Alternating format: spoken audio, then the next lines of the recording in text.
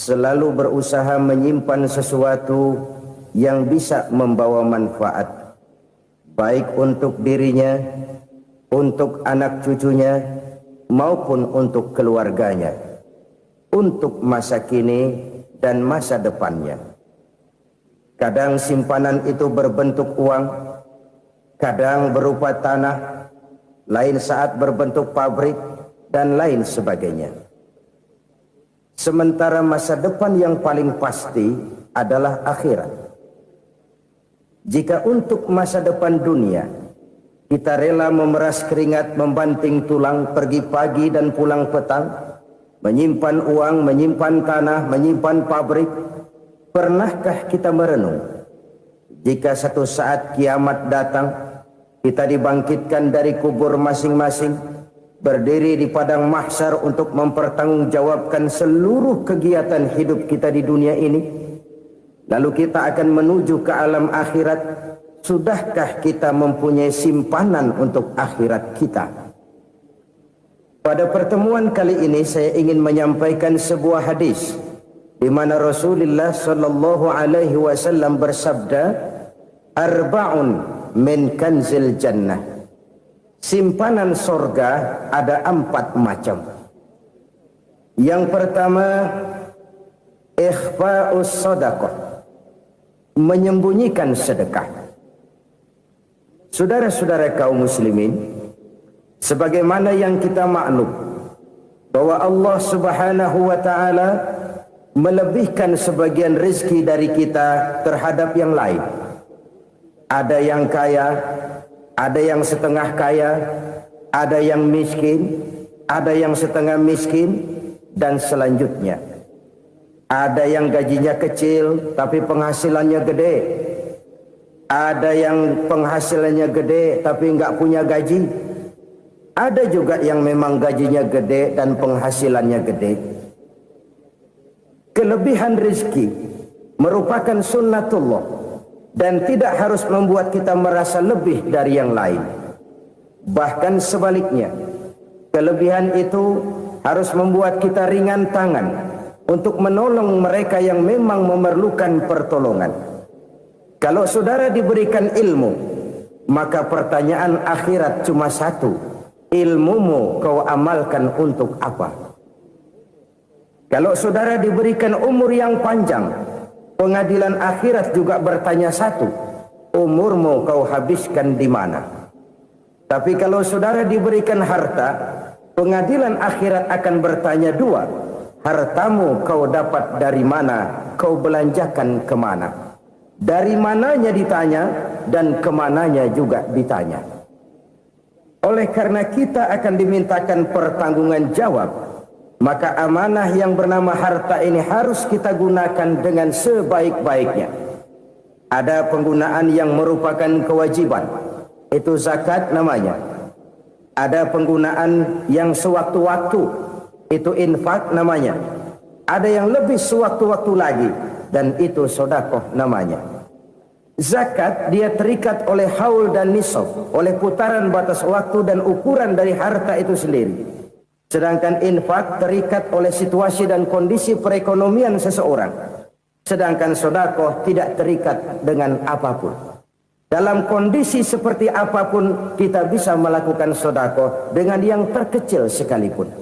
Sampai-sampai Rasulullah sallallahu alaihi wasallam mengajarkan, la tahqiranna minal ma'rufi syai'an walau an talqa akhaka biwajhin talik. Atau ada hadis, tabassumuka fi wajhi akhika laka shadaqah. Senyumanmu kepada temanmu adalah sedekah. Jadi untuk melakukan sedekah tidak harus dalam berbentuk uang. Dengan ilmu kita bisa sedekah, dengan tenaga kita bisa bersedekah, dengan pikiran kita bisa bersedekah, bahkan senyum kepada teman itu pun sedekah. Jadi kalau sedekah dengan uang memang belum punya uang, nyengir aja banyakin. Itu asal pada tempatnya, jangan lalu ketemu tiang listrik cengengesan. Tentu tidak pada tempatnya dan tidak wajar. Nah, sedekah yang paling dicintai Allah adalah sedekah yang disembunyikan. Artinya, jauh dari sifat riya. Kan kadang-kadang ada orang sedekah itu disebutkan namanya, apa tidak bagus? Kalau memang niatnya ikhlas, ya bagus-bagus saja. Untuk memberikan sugesti kepada yang lain. Si Fulan bin Fulan nyumbang sekian, diumumkan. Boleh kalau niatnya untuk memberikan rangsangan kepada yang lain supaya dia menyumbang lebih besar dari orang tadi. Tapi kalau itu mendatangkan riya, maka sedekah yang paling dicintai Allah adalah sedekah yang disembunyikan. Tangan kiri saja tidak tahu apa yang diberikan oleh tangan kanan. Sedekah yang dilakukan dengan ikhlas akan merupakan perbendaharaan surga, tersembunyi dari pandangan orang lain, tidak seorang pun tahu. Karena memang sikap yang baik adalah melupakan kebaikan dan mengingat kesalahan. Itu salah satu ciri orang bahagia. Orang yang selalu mengingat kesalahannya dan berusaha melupakan segala kebaikannya. Kalau dia akan berada kebaikan, dia tidak bisa ikut, dia merasa rugi karena dia merasa belum pernah berbuat baik. Tapi kalau akan melakukan kesalahan baru, dia ingat kesalahan yang sudah-sudah, sehingga terhalang baginya untuk melakukan satu kesalahan baru. Demikianlah saudara-saudara, bahwa Allah melebihkan rizki sebagian kita dari yang lain, agar terjadi tolong-menolong dalam kehidupan ini. Jadi kesenjangan yang nature, kesenjangan yang alami, itu sunnatullah. Ada yang kaya, ada yang miskin, ada yang kelas menengah. Nah, kenapa lalu sekarang kita berusaha mengentaskan kemiskinan? Oleh karena adanya kesenjangan struktural. Kalau yang kaya bisa semakin kaya, kenapa yang miskin tidak bisa naik jadi ikut sedikit kaya? Sebab pada dasarnya Islam adalah agama yang sejak turunnya sudah berupaya memerangi kemiskinan. Bahkan dikatakan kemiskinan itu mendekatkan kepada kekufuran. Orang kalau miskin udah dekat banget sama kafir. Gampang menjadi kafir. Berapa banyak saudara-saudara kita yang oleh karena soal perut, oleh karena soal materi, terpaksa meninggalkan dan menanggalkan akidahnya. Menjual petunjuk yang diberikan Allah dengan kesenangan dunia yang cuma sebentar ini. Na'udzubillah, thumma na'udzubillah. Jadi makin kita sembunyikan satu sedekah, semakin banyak perbendaharaan kita di surga. Sedekah yang paling dicintai Allah adalah sedekah yang disembunyikan. Malahan ada seorang sufi, dia punya kebiasaan kalau pergi sholat Jumat dia bawa uang, itu uang dia taruh di bawah tikar masjid.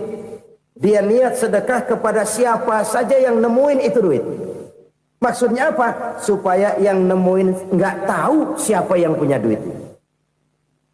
Demikian dia saking ingin menyembunyikan sedekahnya. Karena sifat riya itu bisa memakan amal kita sendiri. Riya itu termasuk menyebut-nyebut kebaikan kita. Orang yang suka nepuk dada, sedikit-sedikit ngitungnya kalau nggak gua. Tuh kalau nggak gua tuh. Tuh yang belas itu kalau nggak gua, kalau nggak gua. Iya kalau nggak lu kenapa emang? Orang yang suka menepuk jasad. Tuh, biasanya memang begitu saudara-saudara. Kalau perang lagi berkecamuk, orang nggak sempat ngaku jadi pahlawan. Tapi begitu perang selesai, yang kagak kenal bedil ngaku pahlawan, mas. Itu sesuatu yang biasa. Oleh karenanya, orang-orang yang ikhlas dalam bersedekah, disembunyikannya sedekah itu, Allah cinta betul. Malahan ada hadis memberikan jaminan, inna sadaqatal mar'il muslimi tazidu fil umri wa tadfa'u mitatas su'i. Sesungguhnya sedekahnya seorang mukmin tazidu fil umri, bisa menambah umur panjang. Wa tadfa'u mitatas su'i, dan menyelamatkan manusia dari mati secara su'ul khatimah. Jadi siapa yang kepengen panjang umur, banyaklah sedekah. Yang bosan hidup, pelit terus.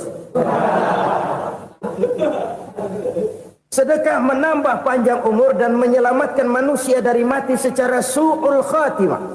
Pak, katanya umur itu nggak bisa ditambah, nggak bisa dikurangin. Kapan? Kalau ajal sudah datang. Wa idza jaa ajaluhum la yastakhiruna sa'atan wa la yastaqdimun. Kalau ajal datang tidak bisa dimajukan, tidak bisa dimundurkan. Itu kalau ajal sudah datang. Tidak bisa lagi umur ditambah dikurangi, sudah datang. Tapi kalau belum datang, itu kan haknya Allah. Mau ditambah, mau dikurangi, hak prerogatif Allah. Sebagai pencipta manusia, Allah maha kuasa dan maha mampu. Sedekah ini menambah panjang umur dan menyelamatkan manusia dari mati secara su'ul khatimah. Itu orang mati kan sama ya, kondisinya mati, nggak nafas. Tapi hakikat mati kan lain-lain. Ada yang mati itu husnul khatimah, baik akhirnya. Misalnya lagi ngaji mati, lagi sholat mati, lagi sedekah mati. Ini yang dinamakan dengan husnul khatimah, baik di akhirnya. Sebaliknya ada yang su'ul khatimah, jelek di akhirnya. Ini yang jadi catatan akhir. Lagi nyekek botol, mampus. Lagi banting kartu, modar.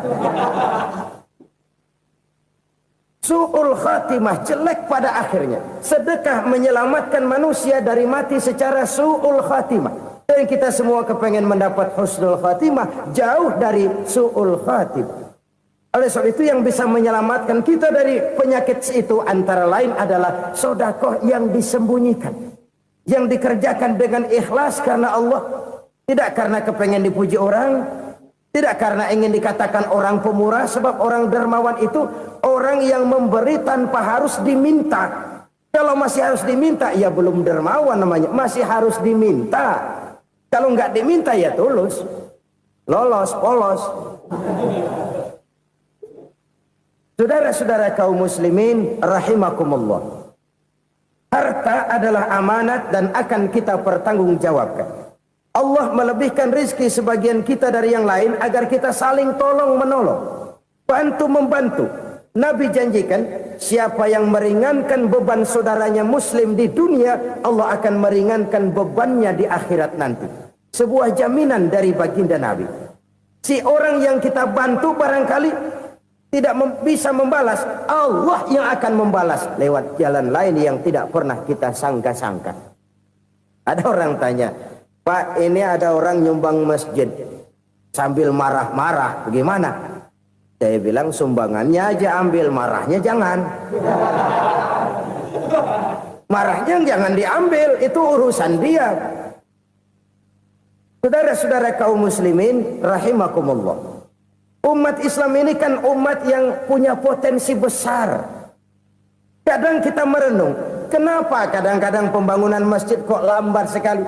Kalau hotel hari ini peletakan pertama, bulan depan peresmian.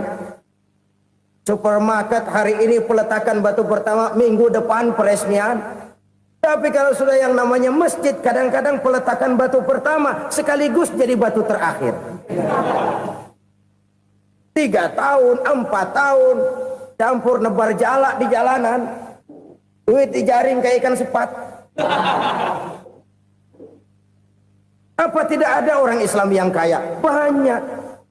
Apa tidak ada pengusaha muslim yang jadi konglomerat? Ada. Lalu yang belum banyak itu yang komit terhadap nilai-nilai agamanya. Akhirnya kita jatuh jadi umat yang lemah. Belum ada pengusaha konglomerat muslim buka pabrik supermi cap bedug misalnya umpamanya atau pabrik kecap cap sorban supaya identitas keislamannya sedikit kelihatan. Kita jatuh jadi umat yang lemah karena potensi tidak terinventarisir dengan baik. Kita ini ibarat kompor yang cuma matengin nasi orang lain. Potensi kita dimanfaatkan oleh orang lain. Ukhuwah Islamiyah kita baru terbatas kepada silaturahmi. Ukhuwah di bidang ekonomi kita lemah, ukhuwah di bidang kebudayaan kita lemah, apalagi ukhuwah di bidang politik kita lebih rapuh lagi. Padahal ukhuwah itu adalah totalitas kehidupan manusia, menyangkut ipolek sosbud, memerlukan nilai-nilai ukhuwah. Jadi oleh karena itu mari kita menyadari di dalam harta kita, walaupun kita yang cari pergi pagi pulang sore peras keringat banting tulang, di sana ada harta anak yatim, di sana ada hak masjid, Di sana ada hak pesantren, di sana ada hak jihad. Berbahagialah seseorang apabila dia oleh Allah dijadikan keran. Keran itu menyimpan air, tapi tidak untuk dirinya, tapi disalurkannya kepada mereka yang memang memerlukannya. Saudara-saudara kaum muslimin rahimakumullah, ini yang pertama. Jadi perbendaharaan surga adalah menyembunyikan sedekah. Orang lain nggak tahu, kita pun nggak pernah ngitung-ngitung. Kita anggap lewat begitu saja, padahal itu deposit akhirat. Satu. Yang kedua, perbendaharaan surga itu apa? Wa kitmanul musibah, menyembunyikan kesulitan. Kadang orang takut menghadapi kesulitan, tapi makin kita merenung, hidup ini kan sebenarnya urusan. Takut sama urusan, ya jangan hidup. Tandanya orang hidup itu kalau punya urusan. Urusan melupakan problem. Problem sering menimbulkan kesulitan. Kesulitan bukan untuk ditakuti, tapi untuk diatasi dan dicarikan jalan keluarnya. Siapa sih orangnya yang gak pernah sulit-sulit? Makin tinggi status sosialnya, makin gede urusannya. Makin tinggi kualitas imannya, makin berat tingkat kesulitannya. Cuma memang yang namanya enak itu seperti pelangi. Biang lala itu nggak pernah di atas kepala kita, di atas kepala orang melulu. Lu sih enak lu, kata kita. Dia juga bilang yang enak kan lu. Pelangi itu nggak pernah di atas kepala kita. Kata tukang beca, aduh enak ya naik Mercy. Kata tukang beca, apa yang di dalam mobil Mercy? Aduh enak bener tukang beca, di jok ngeringkuk ngorok pulas bener. Saya kamar pakai AC, sejuk, tempat tidur sutra, empuk, alga, spring bed, gula kulik, nggak bisa pulas kalau belum minum Valium, belum tidur. Enak bener tukang beca, di jok ngorok nggak tahu wetan kulon. Si tukang beca bilang yang di Mercy enak, yang di Mercy bilang tukang beca enak. Inilah enak, nggak pernah di atas kepala kita, di atas kepala orang lain melulu enak itu. Nah, saudara-saudara, yang merupakan perbendaharaan surga itu orang yang bisa menyembunyikan kesulitan, baik pribadi ataupun rumah tangga. Nih terutama rumah tangga yang jadi soalnya. Kadang-kadang kita ini kalau senang, sebaliknya kalau senang kita diam, kalem aja, cuek. Banyak banget duit kita bawaan, diam aja udah. Malah ketemu orang takut. Tapi begitu susah, sekampung tahu. Padahal Nabi mengajarkan perbendaharaan surga itu menyembunyikan musibah, menyembunyikan kesulitan. Kalau enak, cerita sama orang-orang. Kalau nggak enak, rasain sendiri, tekan sendiri, atasin sendiri. Kita kan sebaliknya, senang kita diam, asal lagi susah, paling tidak kita nyari teman buat cerita kesusahan. Siapa orangnya yang nggak pernah susah? Cuma soalnya bagaimana kita mengatasi kesusahan itu sendiri. Begitu juga misalnya kalau orang sudah berumah tangga, itu orang tuanya harus menjadi tempat dia cerita yang enak-enak saja. Yang nggak enak rasain berdua, selesaikan berdua, atasin berdua. Jangan dibalik. Asal senang diam, giliran susah saja. Maknya laporan. Terbalik. Bisa menjaga security informasi. Maka nama bayam keluar diam, malah seluitan. Enak amat lo makan daging ayam. Security informasi. Saudara-saudara kaum muslimin rahimakumullah. Ujian yang terberat itu yang pernah diberikan kepada para nabi, para rasul, para aulia, para ulama. Makin tinggi keimanan, makin berat bentuk kesulitan. Ayo saya kemukakan satu contoh saja. Ada seorang nabi yang kaya, nabi kaya, namanya Nabi Ayub. Iblis kalau orang begini kan keki, ibadahnya rajin, kaya. Nih yang kayak begini susah digodain. Kalau ibadahnya rajin, miskin, kali bisa disogok. Sini imannya mantap, ibadahnya rajin, kaya, nabi lagi. Oh, tapi namanya iblis nggak kurang akal. laporan, Tuhan, kenapa Les? Ya ini bahasa saya, bahasa Qur'annya sih nggak gitu. Itu hambamu yang namanya Ayub, dia rajin ibadah cuma karena dikasih kaya aja. Coba kasih miskin dia, berhenti dia sembahyang. Ah, kamu bisa aja. Saya tahu Ayub itu hambaku yang ikhlas. Saya buktiin Tuhan, silahkan. Dibuktiin lah, iblis turun ke alam ini. Yang mula-mula dia lakukan, dia rusak sawah ladang Nabi Ayub. Dia binasakan binatang ternak Nabi Ayub. Sehingga dalam waktu singkat, jatuhlah Nabi Ayub dari orang paling kaya jadi orang paling miskin. Beliau masih ibadah di mihrab dalam masjid. Datang iblis. Saudara Ayub, ya, lagi ngapain? Ibadah. Nyembah Allah, nyembah Allah. Oh, percuma. Kenapa? Tuhan yang ente sembah nih, dia udah bikin miskin ente. Sawah ladang ente hancur lebur, binatang ternak binasa. Sekarang ente jadi orang paling miskin. Ngapain nyembah Tuhan kayak begitu? Tekor. Udah berhenti dah ibadah, berhenti ibadah. Ini iblis sama Tuhan laporannya lain, yang dikerjakan kepada Nabi Ayub juga lain. Benar begitu iblis, kata Nabi Ayub. Iya, sawah ladang saya habis, buras. Binatang ternak saya binasa, binasa. Saya miskin, bangpak. Apa jawab Nabi Ayub? Bukan innalillahi, ya, ini hebat. Alhamdulillahillazi a'tani wa akhza minni. Segala puji bagi Allah yang telah memberikan harta kepada saya dan sekarang mengambilnya lagi. Alhamdulillah. Allah yang ngasih, Allah yang ambil. Itu mah urusan Allah. Iblis cuman ibadah jalan terus, sujud lagi Nabi Ayub. Iblis seleher gondok banget. Dasar Nabi nggak mempan dia apa-apain. Miskin malah alhamdulillah. Allah yang ngasih, Allah yang ngambil. Jadi kalau kita tidak komit, kita tidak terikat kepada kaya, miskin, senang, susah, apa yang bisa bikin kita susah? Jadikan kekayaan, kemiskinan, jadikan senang, susah sebagai anak buah yang bisa kita atur. Jangan kekayaan ngatur kita, jangan kemiskinan ngatur kita. Kita yang harus mengatur mereka. Senang, susah, kaya, miskin, bahagia, sengsara, jadikan itu anak buah yang bisa kita atur. Kalau sekarang kita kaya, lain saat boleh jadi kita miskin, semiskin-miskinnya. Allah yang ngasih, Allah yang ngambil. Tenaga mana yang bisa menghalangi? Ibadah jalan terus. Iblis makin gondok. Dasar Nabi loh. Akhirnya apa? Nabi Ayub dikerjain, diberikan penyakit.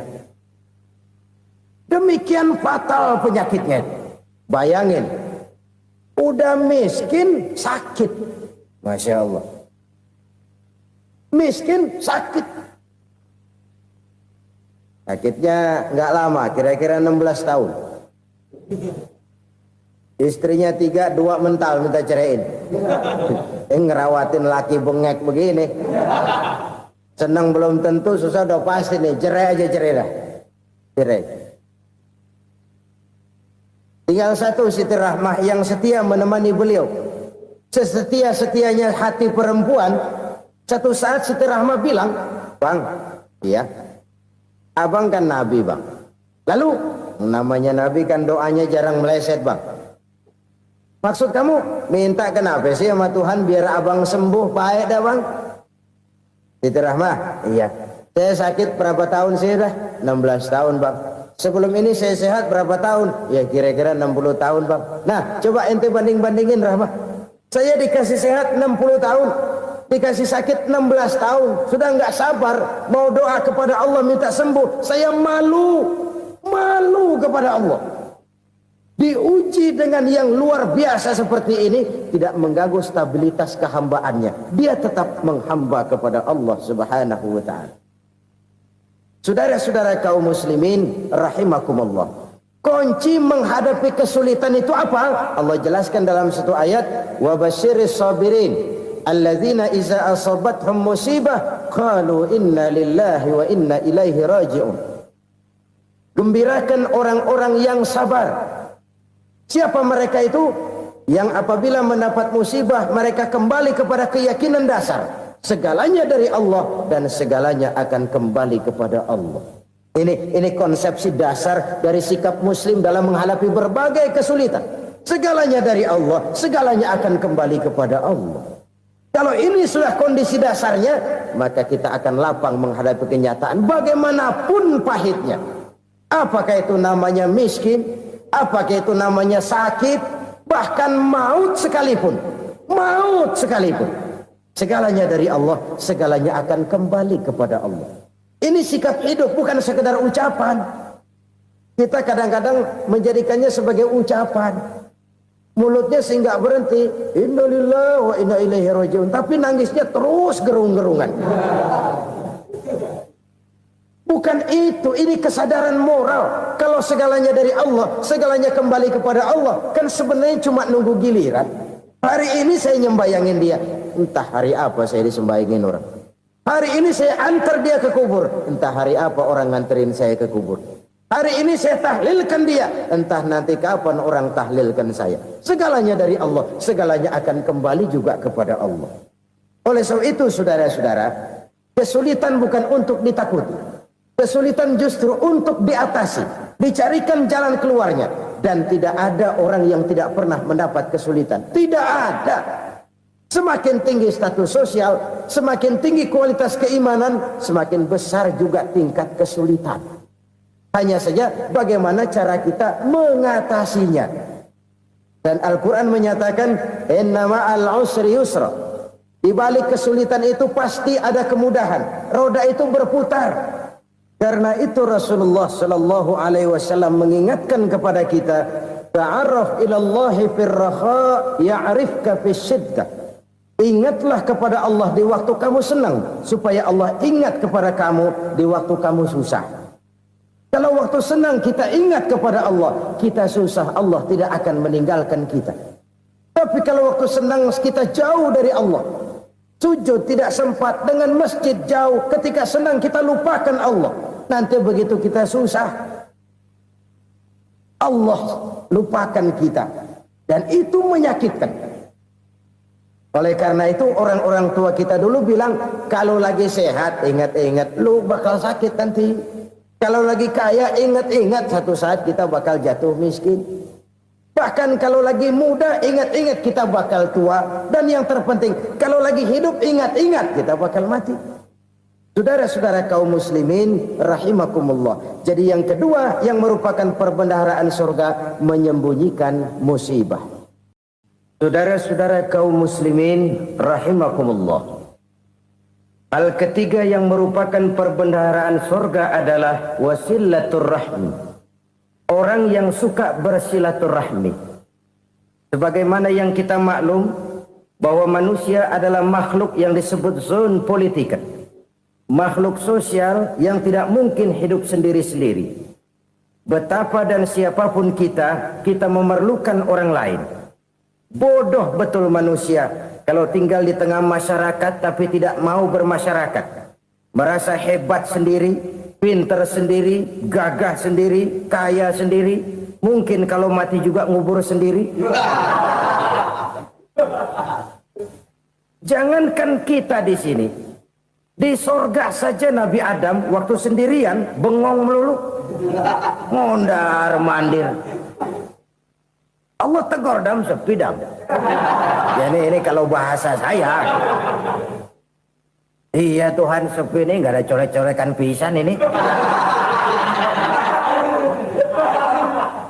Diciptakan Siti Hawa baru anteng Nabi Adam. Itu di sorga. Cobalah. Umpamanya saudara tinggal di Jakarta nih. Kayak bener. Apaan aja di Jakarta punya saudara dah. Jembatan Semanggi ambil. Monas, Buntel bawa pulang. Hotel-hotel ambil semua. Cuman tinggal di Jakarta sendirian, apa enaknya? Betapa dan siapapun kita perlu orang lain. Tidak ada seorang pun yang bisa memenuhi kebutuhan hidupnya secara sendiri-sendiri. Nah, Islam telah menyelamatkan manusia dari ras diskriminasi. Mengikat manusia dengan persaudaraan yang berlandaskan kepada akidah. Karena itu dianjurkan bersilaturahmi. Bahkan Nabi menyatakan, man arada ayyubsata lahu fi rizqihi wa yunsa'a fi atharihi falyasil rahimah. Siapa yang kepengen diluaskan rezekinya dan dipanjangkan usianya, banyaklah ia bersilaturahmi. Siapa yang kepengen dimudahkan rezekinya, hendaknya ia banyak bersilaturahmi. Kalau banyak teman, kesulitan kan paling tidak ada tempat cerita.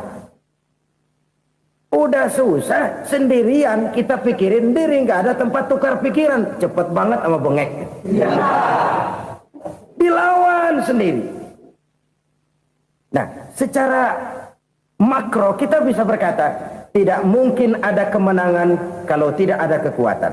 Tidak ada kekuatan kalau tidak ada kesatuan dan persatuan. Tidak mungkin ada kesatuan dan persatuan tanpa semangat silaturahmi. Kalau umat Islam mau menang, dia harus kuat. Kalau umat Islam mau kuat, dia harus bersatu. Kalau umat Islam mau bersatu, dia harus membudayakan silaturahmi ini. Bahkan sampai-sampai kata Nabi, kalau bisa cari nilai tambah. Apa? Silman qata'ak. Bersilaturahmilah kau kepada orang yang marah denganmu. Masya Allah, indahnya ajaran agama kita. Orang yang marah pun kepada kita, kata Nabi, kalau bisa bersilaturahmilah kepadanya, kepada orang yang marah itu. Di situ nilai tambah. Cuman jujur nih hadis, ngucapinnya gampang, ngamalinnya yang berat banget. Orang marah sama kita, kita disuruh silaturahmi, ada apa malu? Lu marah, ada gua marahan lagi. Tunggu pikirin. Saudara-saudara kaum muslimin rahimakumullah. Tapi ini yang diajarkan, bahkan ini yang dicontohkan oleh baginda Rasul. Bagaimana begitu mudah, misalnya satu saat Abu Jahal ini ngatur strategi bagaimana bikin Muhammad celaka. Dia gali lubang di depan tempat tidurnya. Dia tutupin daun korma. Terus dia panggil seseorang, ke sini. Kasih tahu Muhammad, pamannya sakit keras, minta ditengokin. Berangkat orang ini ke sana. Muhammad, labbaik. Pamanmu sakit keras, dia minta ditengokin. Baik, saya akan datang menjenguk beliau. Berangkatlah Nabi ke rumah Abu Jahal tanpa prasangka apapun. Abu Jahal udah pasang setil, selimut 3 rangkap setengah dipakai. Persis kayak orang meriang. Tapi sembari ngintip dari balik selimut, begitu Muhammad buka pintu, nah, masuk perangkap nih. Muhammad jalan menuju tempat pembaringan. Makin lama makin dekat, makin lama makin dekat. Makin dekat ke lubang yang dipasang oleh Abu Jahal itu. Dalam hati Abu Jahal, terus dah jatuh, mampus dah lo ini. Mampus lo hari ini nih. Apa yang terjadi? Malaikat Jibril datang. Muhammad, pamanmu cuma pura-pura sakit. Di depan tempat tidurnya ada lubang perangkap supaya kamu jatuh ke situ. Sudah, kamu pulang. Balik kanan Nabi. Sudah hampir jatuh ke lubang, balik kanan, pulang. Bayangin kecewanya Abu Jahal. Muhammad dikit lagi, Muhammad dikit lagi. Enggak, paman, saya pulang aja. Emosi bangun dari tempat tidur, enggak sadar kalau lagi pura-pura sakit. Lompat ngejar Nabi, dia lupa dengan lubang yang dia gali. Serak, nyemplung sendiri ke dalam lubang.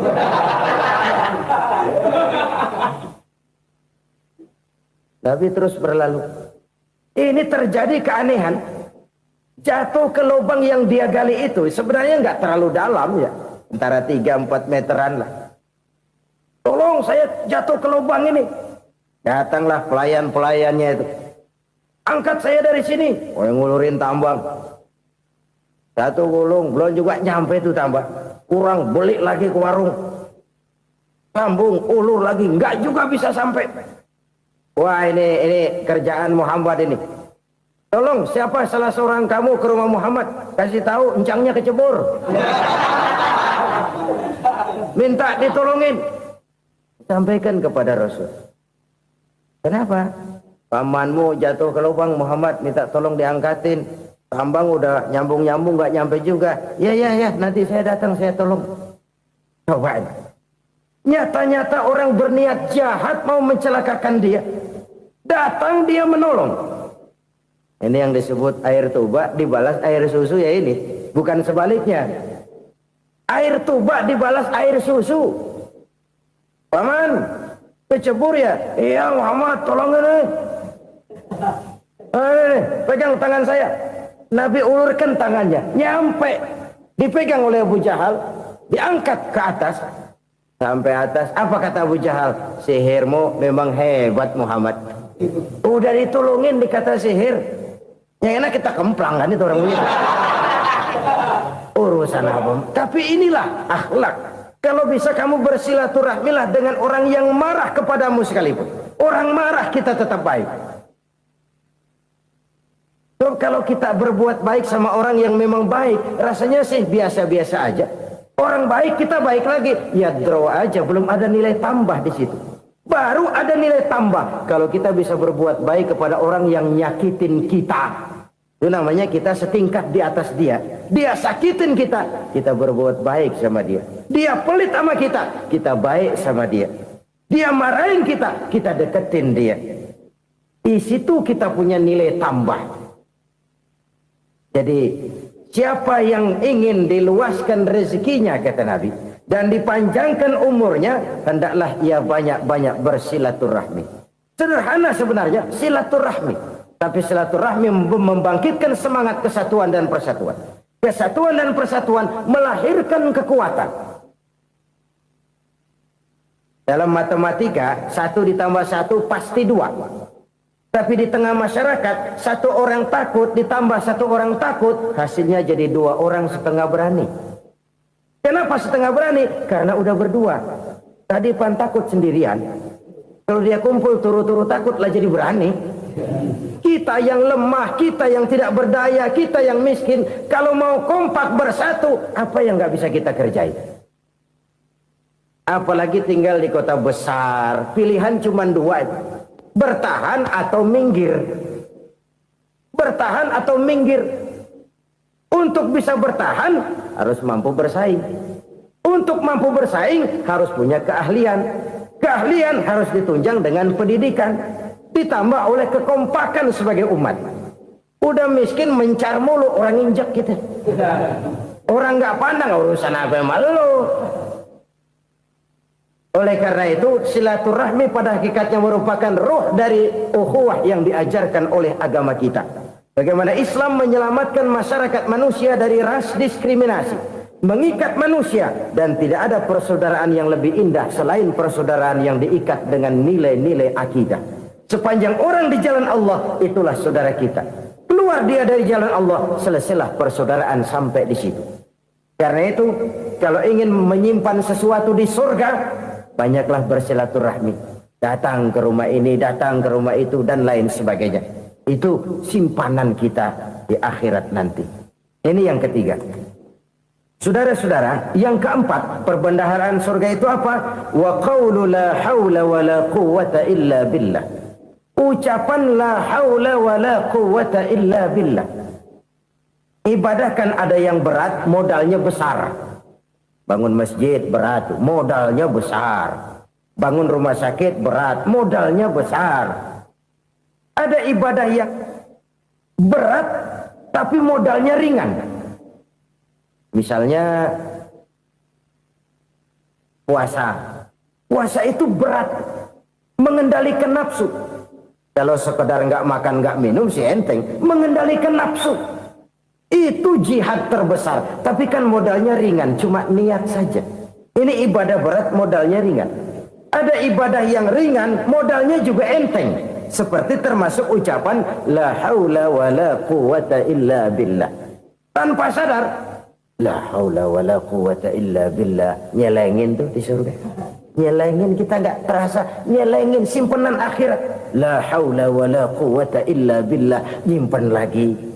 Kaget, la haula wa la quwata illa billah, nyimpan lagi, banyak simpanan.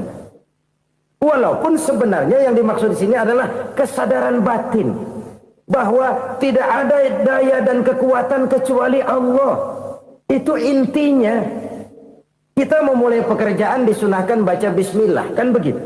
Apa itu? Kesadaran moral Bahwa ini saya bisa kerjakan. Saya kerjakan ini dengan menyebut nama Allah. Kenapa? Kalau Allah tidak memberikan daya dan kekuatan, mana mampu saya kerjakan ini. Maka saya kerjakan ini dengan menyebut nama Allah. Bismillah. Kesadaran moral. Manusia hanya wajib berusaha, tapi nggak pernah wajib berhasil. Banyak hal-hal yang kalau kita renungkan secara rasio nggak mungkin. Tapi jadi kenyataan. La haula wa la quwata illa billah. Tidak ada daya dan kekuatan kecuali bagi Allah semata-mata. Kesadaran moral akan kelemahan dan keterbatasan makhluk bernama manusia. Kadang kita kagum dengan otak, tapi kita sering lupa sama yang bikin otak. Padahal bagaimanapun hebatnya otak, yang bikin otak pasti lebih hebat dari otak. Nggak percaya, silahkan otak-otakan.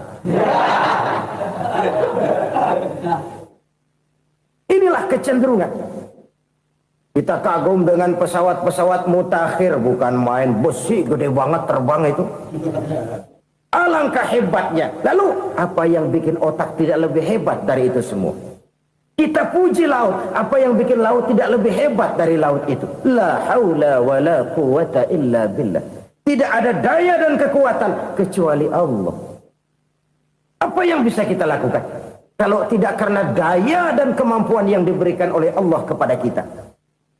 Lahirlah sikap tawadu, rendah hati, tidak melonjak menjadi angkuh dan sombong, sadar akan kelemahan dan keterbatasan diri. Sebagai makhluk yang diciptakan oleh Allah Subhanahu wa ta'ala. Jadi satu sisi ini ucapan yang berpahala, la haula, jadi wiridan.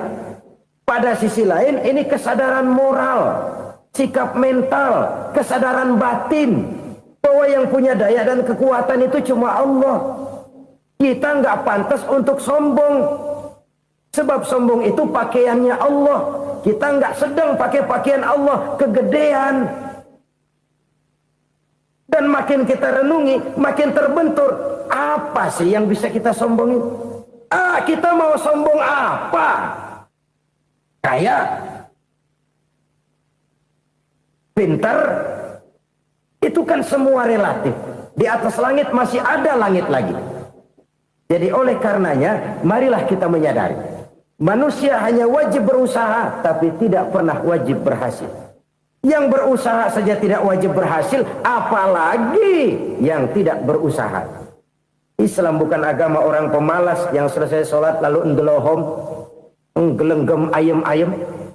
Tapi Islam bukan agama orang sombong yang setelah berusaha lalu tidak memerlukan Allah.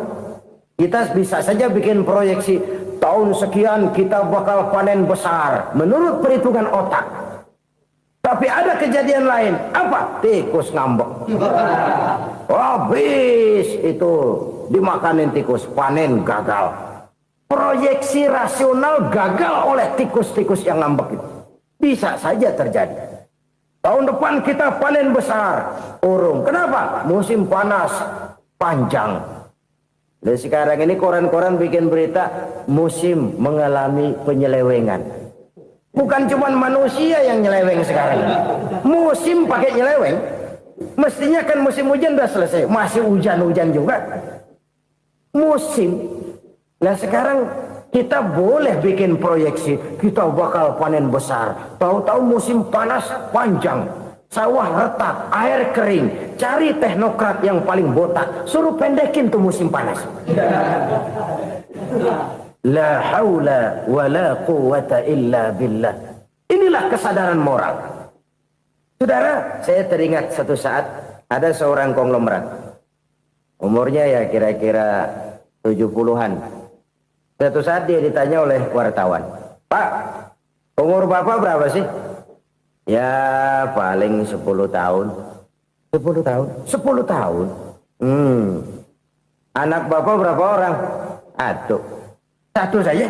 Satu. Harta Bapak berapa? Ya paling-paling bangsa 7 juta kali. 7 juta? Iya. Pak, kenapa Bapak bohongi saya? Bapak punya buku biografi. Koran-koran, majalah-majalah banyak memuat cerita riwayat hidup Bapak. Saya tahu umur Bapak 70. Kenapa bilang cuma 7 tahun? Saya tahu anak Bapak 8. Kenapa cuma bilang 1? Saya tahu harta bapak miliaran, mungkin triliunan, pabrik di mana-mana, bank di mana-mana. Kenapa bilang uang bapak cuma 7 juta? Nah, kata si konglomerat tadi, kamu benar nak, kamu benar. Umur saya kalau jumlahnya memang 70 nak. Cuman ingat-ingat saya, baru 7 tahun terakhir ini saya sujud. Baru 7 tahun terakhir ini saya berusaha dekat dengan Allah. Saya laksanakan perintahnya, saya jauhi larangannya. 7 tahun inilah rasanya yang ada nilainya di hadapan Allah. Yang 63 tahun matong, kelabu, kelem umur gue.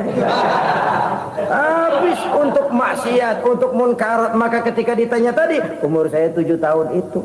Oh begitu Pak. Oh iya. Lalu anak Pak. Anak bapak kan 8. Kenapa bilang cuma 1? Nah, kalau jumlah hitungannya memang anak saya 8. Tapi dari 8 orang ini rasanya cuma 1 nih yang bakal jadi buah hati, belahan jantung, pelanjut cerita, penerus sejarah, bakal jadi anak soleh yang akan mendoakan saya. Cuma 1 rasanya anak saya ini yang bakal jadi buah hati saya, besar-besaran saya, yang akan mendoakan di kubur saya, yang akan mendoakan di akhirat saya. Yang 7 orang mana, masya Allah, yang 1 tenggeng, yang 1 nyekek botol mulu, yang 1 nggak karu-karuan. Makanya saya bilang 1 anak saya yang akan bisa mendoakan saya. Oh begitu Pak. Iya. Nah harta Pak, harta bapak kan triliunan, pabrik bapak di mana-mana, uang bapak hampir di tiap bank-bank besar. Kenapa bilang cuma 7 juta? Betul kau nak. Harta saya kalau jumlahnya memang miliaran, triliunan mungkin. Tapi yang saya ingat baru 7 juta tuh yang saya belanjakan di jalan Allah. Saya nyumbang masjid, saya santuni yatim piatu, saya bantu pembangunan pesantren, saya bantu pembangunan rumah sakit Islam. Itu yang akan saya bawa pulang ke akhirat, yang 7 juta itu. Yang triliunan itu nanti akan diperebutkan oleh anak-anak saya sebagai waris saya. Jadi harta saya 7 juta itu yang bakal nemenin saya di akhirat, yang akan saya bawa pulang jadi teman saya. Saudara-saudara kaum muslimin, jangan-jangan orang tua itu adalah kita-kita ini. Jangan-jangan kita-kita ini adalah orang tua itu. Jangan-jangan itu potret dari diri kita masing-masing. Dari sekian umur yang diberikan Allah, berapa tahun yang ada nilainya di hadapan Allah? Dari sekian anak-anak yang merupakan amanah, berapa yang akan mendoakan kita sebagai orang tuanya menjadi anak soleh? Dari sekian banyak harta yang diberikan Allah, berapa yang akan kita bawa pulang menghadapnya nanti, yang kita belanjakan di jalan Allah? Ini sebuah potret kehidupan. Karena itu kita kembali kepada la haula wa la quwata illa billah. Kita wajib berusaha, kita wajib berikhtiar. Selebihnya, segala daya dan kekuatan hanya milik Allah saja semata-mata. Satu kesadaran batin dari setiap pribadi muslim. Setelah ia berusaha dan berikhtiar, ia menyerahkannya kepada Allah Subhanahu wa ta'ala. Jadi satu sisi ini merupakan wiridan ucapan yang mengandung pahala. Pada sisi lain ini merupakan sikap batin dari seorang muslim di dalam ia menghadapi realitas kehidupan ini. Saudara-saudara kaum muslimin rahimakumullah. Kalau ini kita jadikan satu basis kehidupan, maka ini akan menyelamatkan manusia dari kemungkinan tergelincir menjadi orang yang lupa diri dan lupa darat. Sebab itu Imamul Ghazali berpesan, jaddidis safinah fa innal bahra amiq wa khuziz zad fa inna safara ba'id wa khaffifil hamla fa innal hamla sadid. Perbarui selalu kapalmu karena lautan sangat dalam. Bawa bekal yang banyak karena perjalanan ini sangat jauh. Ringankan beban karena kebanyakan beban akan menyakitkan. Alangkah indah kalimat ini, alangkah dalam makna yang terkandung di sana. Perbarui selalu kapalmu karena lautan sangat dalam. Apa artinya ini? Jaga mentalmu baik-baik. Pelihara imanmu baik-baik karena hidup penuh cobaan seperti lautan. Kita kalau berlayar di lautan kan kadang-kadang tenang, angin bertiup sepoi-sepoi basah. Jika malam datang bintang gemintang bertabur menghias cakrawala. Rembulan memantulkan sinarnya dengan indah. Dalam keadaan begitu berlayar enak. Tapi lain saat ombak menggunung, halilintar menyambar, angin topan bertiup. Berapa banyak sudah saudara-saudara kita yang tenggelam di lautan dunia tanpa sadar bahwa dia belum sampai kepada pantai yang akan dituju. Berapa banyak sudah saudara-saudara kita yang tenggelam di lautan dunia ini tanpa sempat bangkit lagi. Dia menyangka sudah sampai kepada tujuannya. Hati-hati kapal jangan sampai bocor karena lautan sangat dalam. Iman ini jaga baik-baik karena hidup penuh dengan ujian. Wa khuzizat fa inna safar ba'id. Bawa bekal yang banyak karena perjalanan sangat jauh. Saudara mau ke Bandung, bawa duit. Saudara mau ke Surabaya, banyakkan lagi duitnya. Saudara mau ke Mekah, gepokan, iketan tuh duit nggak lembaran lagi. Makin jauh perjalanan, makin banyak bekal yang harus kita bawa. Kalau saudara dari Jakarta mau ke Surabaya, kagak bawa duit berangkat juga, itu sih bukan berani namanya, nekat. Sampai Surabaya belum tentu, sengsara di jalan udah pasti. Kenapa? Nggak bawa bekal berangkat. Sama juga kita nih, misalnya belum sempat sembahyang, mati. Waduh, berani banget orang. Belum punya bekal, mati. Sengsara di jalan. Atau bekal tidak cukup. Dari Jakarta saudara mau ke Surabaya, bawa duit 500 perak. Paling jauh Cikampek nyampenya itu. Paling jauh itu. Antara jauhnya perjalanan dengan bekal yang saudara bawa tidak seimbang. Hidup ini perjalanan panjang. A walking tour. Dimulai dari alam arwah. Sebelum jasad diciptakan, roh diciptakan lebih dulu. Dari situ pindah ke alam rahim. Dari alam rahim pindah ke alam dunia. Dari alam dunia pindah ke alam barzah. Baru menuju akhirat. Satu perjalanan panjang. Kalau bekal tidak bawa, sengsara di jalan. Bawa bekal yang banyak karena perjalanan ini sangat jauh. Wa khaffifil hamla, ringankan beban karena beban itu cuma akan menyulitkan. Kalau bekal itu sih keperluan, tapi beban nggak kita perluin, cuma ngeberat-beratin. Apa ini beban? Dosa. Kecurangan, kebatilan, kezoliman, ketidakadilan, kesewenang-wenangan. Itu akan jadi beban kita di akhirat. Alangkah celakanya, perjalanan panjang, bekal tidak bawa, beban kelewat banyak. Alamat sengsara di jalan. Pahala tidak ada, dosa berlipat ganda. Na'udzubillah, summa na'udzubillah. Kalau kita rangkum nasihat Al-Ghazali dengan kisah si konglomerat tadi, kita akan mengambil kesimpulan. Pertama, bekal terbaik dalam menghadapi gejolak kehidupan ini tidak lain adalah iman. Yang kedua, pahala dan dosa. Dua hal kontroversial. Pahala adalah bekal, dosa adalah beban. Tapi kita sekarang kan tidak begitu terangsang kepada yang abstrak. Orang berlomba mencari yang konkret-konkret saja. Yang real. Kalau memang dosa, benjol dong. Kira-kira begitu. Kira-kira begitu. Persis orang Yahudi dulu. Orang Yahudi itu kan pernah minta kepada Nabi Musa. Ya Musa, lan nu'mina laka hatta narallaha jahrah. Musa, kami nggak bakal mau beriman kepada Allah kalau belum kami lihat Allah ada nongkrong di depan kami. Kalau memang Tuhan ada, taruh dong di depan kami. Mau yang konkret-konkret saja. Kalau memang dosa, benjol dong. Kalau memang pahala, berasa dong. Orang terangsang kepada yang real, yang konkret-konkret saja. Karena itu, untuk mengejar dosa, orang mau bayar. Tapi untuk mengejar pahala, walaupun tidak bayar, orang segan. Ini yang dikatakan oleh Nabi, kamu mengharapkan ke surga, tapi kamu berat melaksanakan sesuatu yang bisa membawa kamu ke surga. Kamu ingin jauh dari neraka, tapi tiap saat kamu lakukan perbuatan-perbuatan yang justru menjerumuskan kamu ke neraka. Idda'aitum an-najata minan nar wa ramaitum fiha anfusakum. Kamu ingin selamat dari neraka, tapi kamu lemparkan diri kamu ke neraka. Kamu ingin masuk surga, tapi berat sekali kamu melakukan perbuatan-perbuatan yang bisa menyampaikan kamu di surga. Saudara-saudara kaum muslimin rahimakumullah. Jadi hal keempat yang merupakan perbendaharaan surga adalah la haula wa la quwwata illa billah.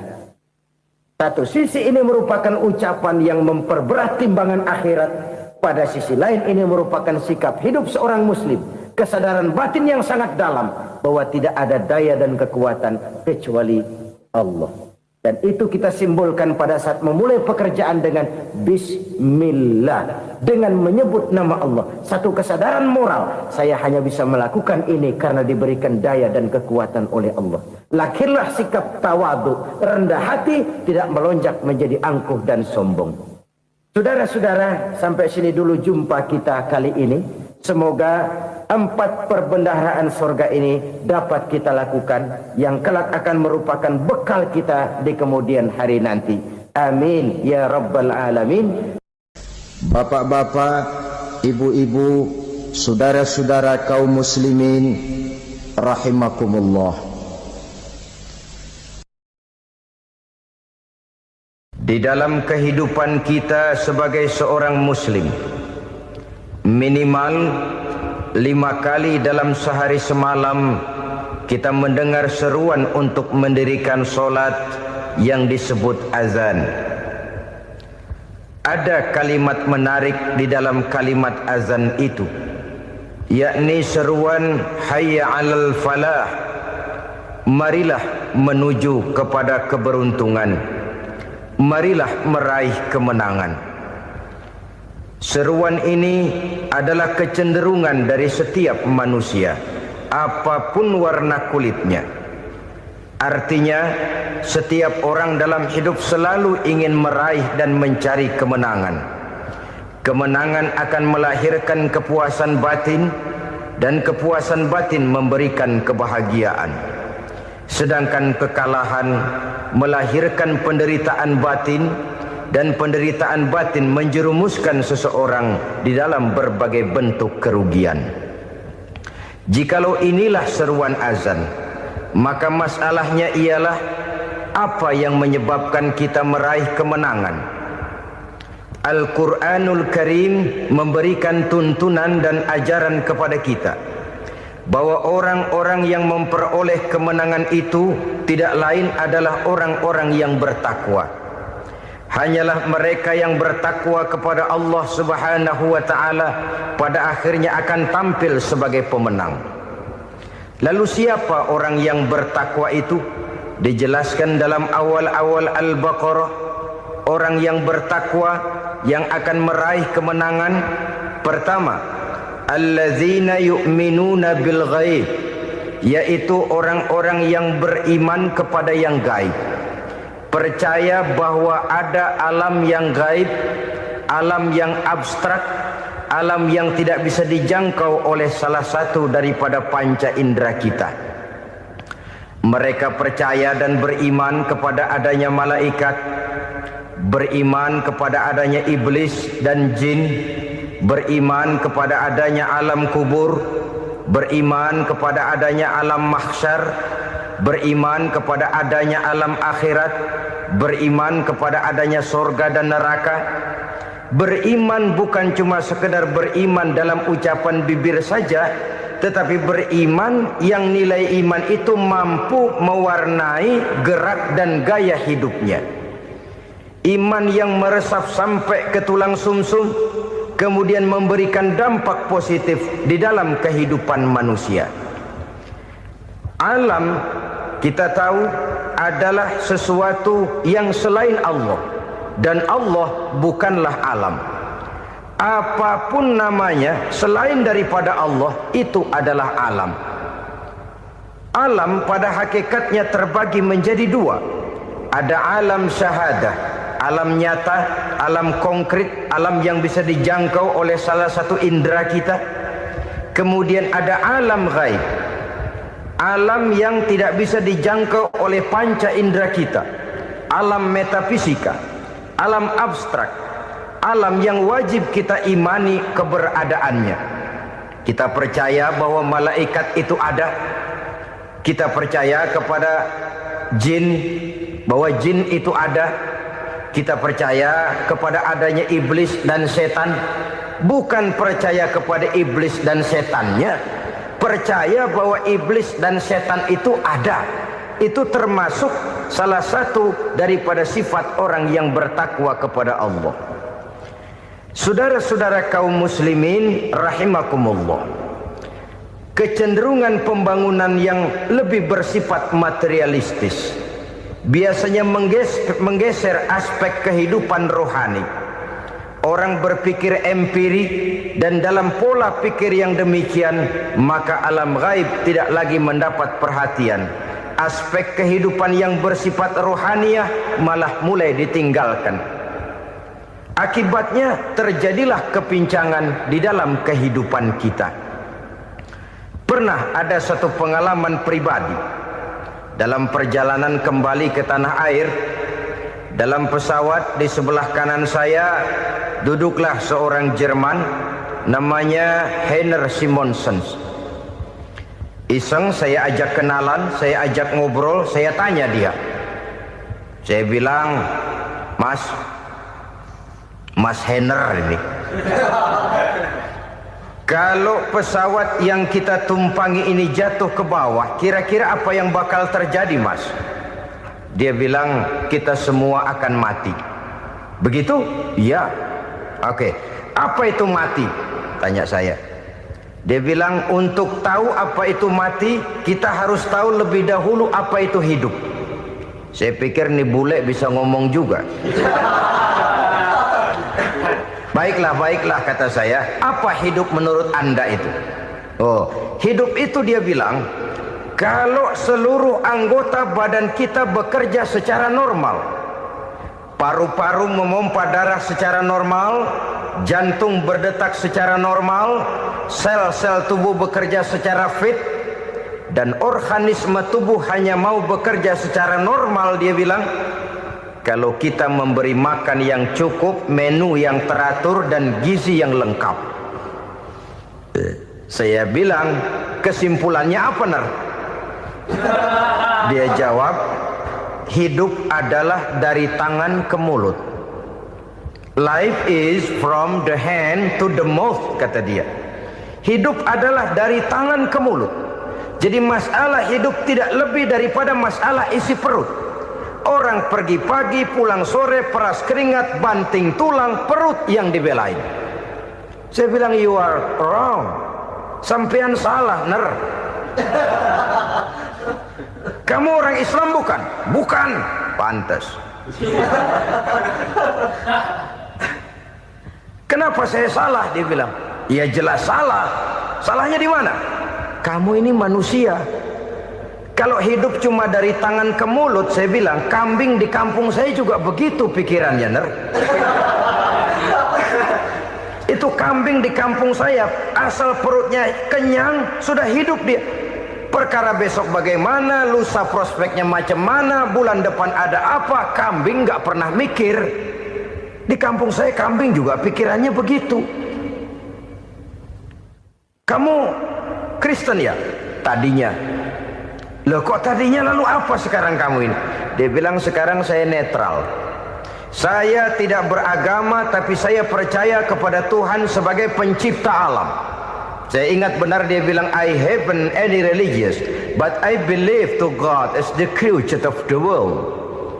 Kenapa bisa netral begitu, Ner? Habis saya bingung katanya. Islam bilang Islam baik, Kristen bilang Kristen baik, Hindu Buddha bilang Hindu Buddha baik, semua agama baik. Saya netral sekalian, nggak beragama. Yang penting saya percaya kepada Tuhan. Saya bilang, Ner, kamu ini kayak orang mau beli celana, lalu bingung.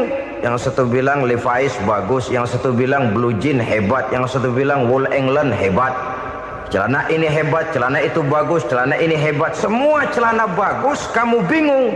Akhirnya netral, tidak pakai celana. Itu juga salah. Saya pikir-pikir, kemudian saya melihat bahwa dua pola berpikir Heiner ini nampaknya sudah mulai menggejala di lingkungan masyarakat bangsa kita. Disadari atau tidak, secara jujur kita harus berkata, dua pola pemikiran Henner ini mulai berkembang di tengah masyarakat bangsa kita. Pertama, pola pikir materialisme. Hidup adalah dari tangan ke mulut. Masalah hidup tidak lebih masalah isi perut. Itu yang perlu dibela, dan disitulah arti kehidupan. Pergi pagi, pulang sore, peras keringat, banting tulang untuk mempertahankan perut. Kalau sudah kemari cara orang berpikir, maka buat apa percaya kepada yang gaib? Untuk apa sholat? Untuk apa puasa? Untuk apa zakat? Untuk apa menghadiri majelis taklim? Tanpa kepercayaan kepada yang gaib, hidup berjalan menurut alur empiris dan materialis. Kalau sudah ke sana cara orang berpikir, biasanya orang lalu cenderung menghalalkan segala cara. Hanyalah orang yang percaya bahwa akhirat ada. Hanyalah orang yang percaya bahwa alam kubur itu ada. Hanyalah orang yang percaya bahwa malaikat itu ada, hidupnya akan lebih terarah dan terkendali. Karena kepercayaan kepada yang gaib, yang merupakan fase daripada kehidupan setelah hidup yang sekarang ini, mewarnai gerak pribadi seseorang di dalam dia melakukan kegiatan hidupnya. Pola berpikir materialisme, disadari atau tidak, mulai menggejala di lingkungan masyarakat bangsa kita. Hidup tidak lebih dari urusan tangan ke mulut, mulut ke tangan, tangan ke mulut. Asal perut sudah kenyang, hiduplah sudah. Perkara bagaimana prospek hari yang akan datang, bagaimana akhirat, tidak jadi persoalan. Ini yang oleh Nabi diperingatkan, ad-dunya sijnul mu'min wa jannatul kafir. Dunia adalah penjara bagi orang beriman dan surga bagi orang kafir. Dulu di zaman Belanda hadis ini pernah disalah tafsirkan, disalah artikan, digunakan sebagai senjata untuk mengkebiri dan membuat impoten umat Islam. Sudahlah, umat Islam gak usah macam-macam, kata Belanda. Dunia ini kan penjara buat orang Islam, surga buat orang kafir. Di penjara jangan bertingkah.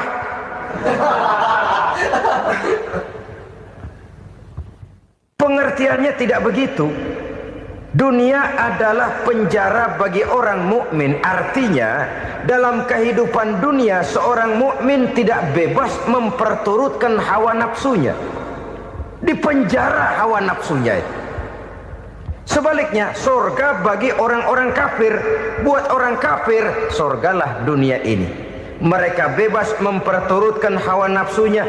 Dilarang tidak terlarang, dicegah pun tidak tercegah. Mereka hidup menurut alur bisikan nafsu mereka sendiri.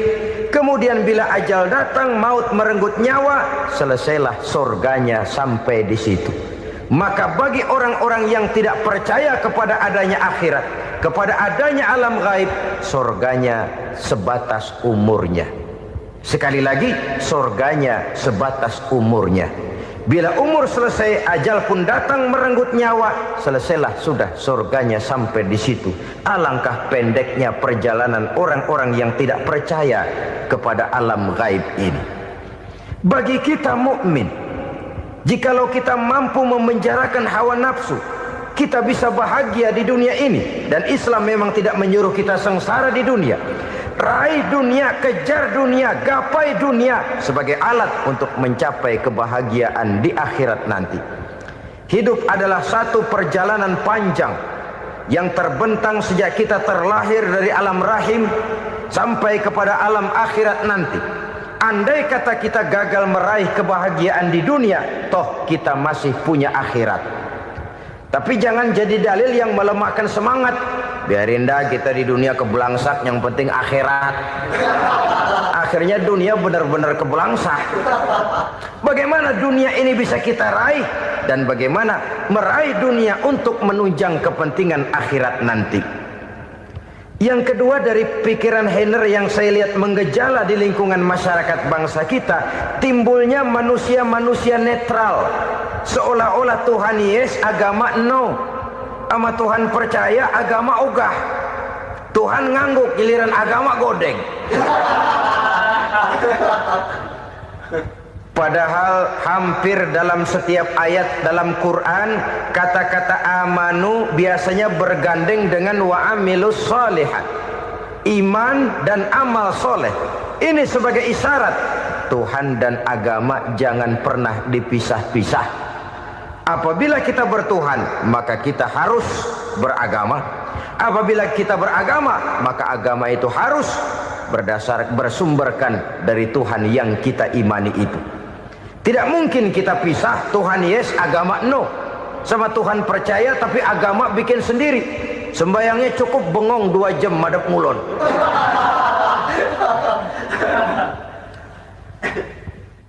Saudara-saudara kaum muslimin rahimakumullah.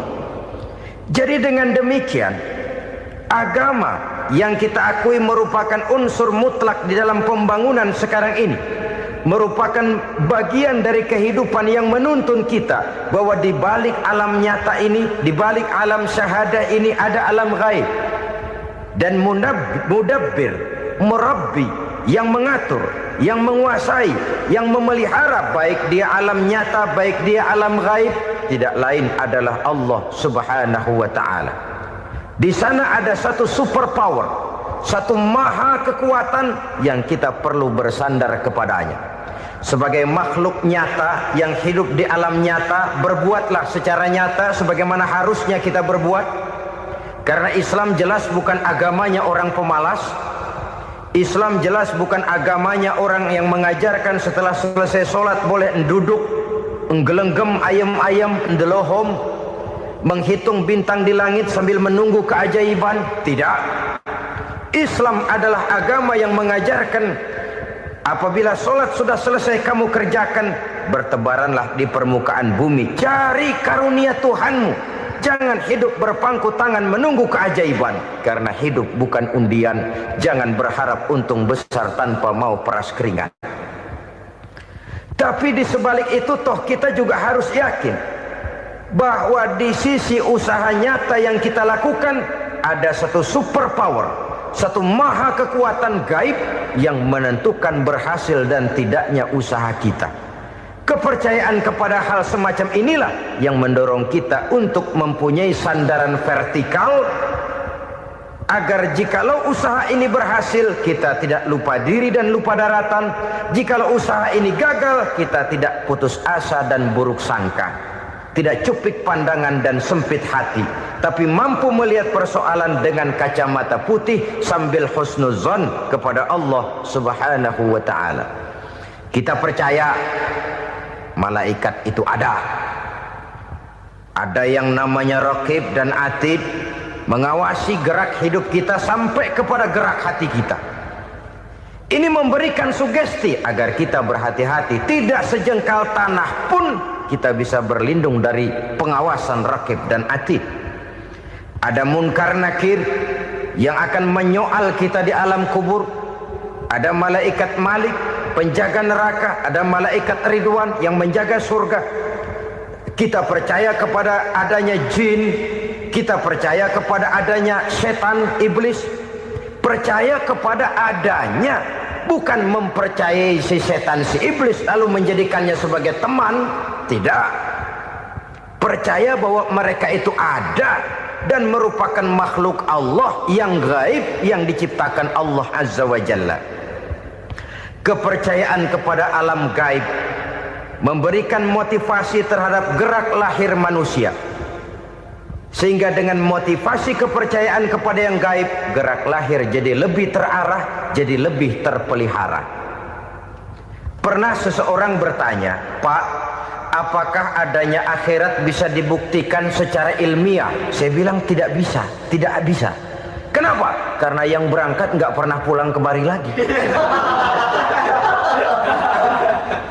Kalau dia pulang kemari bisa kita tanya bagaimana enak di sono. Cuma secara moral saya katakan, lebih beruntung orang yang percaya kepada akhirat daripada yang tidak. Sekarang saudara percaya akhirat ada, lalu saudara baik-baik di dunia, sholat, puasa, zakat, menolong orang lain, menebarkan kebajikan. Saudara mati, andai kata akhirat tidak ada, toh dalam hidup saudara sudah berbuat baik. Paling tidak nama saudara akan dikenang sebagai orang baik. Sebaliknya, saudara percaya, kata saya, bahwa akhirat tidak ada, lalu hidup semau-maunya, tenggelam dalam maksiat dan munkarat, menentang Allah, tidak mau ruku dan sujud. Lalu saudara mati, kemudian akhirat ada, ayo mau apa? Bekal tidak punya. Jadi secara moral lebih beruntung orang yang percaya kepada adanya akhirat daripada yang tidak percaya. Dan itu alam gaib yang tidak bisa dibuktikan secara eksat. Jangankan untuk membuktikan seperti itu, dalam kehidupan sehari-hari saja yang kita rasakan tidak selalu berbentuk toh. Angin, bagaimana sih bentuknya angin? Kita tidak tahu. Merah, buktinya kalau dikerok merah. Yang merah itu kulit, yang kulit kita bukan anginnya. Sakit, rasa sakit itu ada, tapi bagaimana bentuk sakit kita nggak pernah tahu. Kalau kita makan cabai pedas, bagaimana bentuk pedas itu tidak ada, tapi rasa ada. Bentuk pedas hijau, cabenya bukan pedasnya. Tidak semua yang kita rasakan bisa kita gambarkan dalam bentuk yang konkret. Oleh karena itu, sekali lagi bahwa kepercayaan kepada alam yang gaib mampu memberikan satu sugesti yang menata kehidupan seseorang lebih lurus, lebih terarah, dan lebih terkendali. Maka wajar kalau kepercayaan kepada yang gaib mengantarkan seseorang untuk meraih kemenangan. Kenapa? Dia percaya kepada yang gaib, bahwa akhirat ada, bahwa alam kubur ada, bahwa pertanggungan jawab itu ada. Maka dia lalu tidak hidup saenae udele dewe, itu loh. Tidak hidup menurut seleranya sendiri, terarah, teratur. Ini cirinya yang pertama. Orang bertakwa yang akan meraih kemenangan, mereka beriman, mereka percaya kepada yang gaib. Bahkan hal-hal konkret saja selalu berangkat dari yang gaib. Saudara-saudara, para remaja, para pemuda sekarang ini tidak pernah tahu toh siapa yang akan jadi teman hidup saudara. Kita bisa saja ngerancang, mentargetkan, tapi toh akhirnya yang namanya jodoh bukan kekuasaan kita. Rezeki di luar kemampuan kita. Begitu juga ajal. Maut, jodoh, ajal adalah contoh-contoh konkret bahwa pada akhirnya yang gaiblah yang menentukan. Bertahun-tahun ngelancong, emang jodoh seret nggak jadi.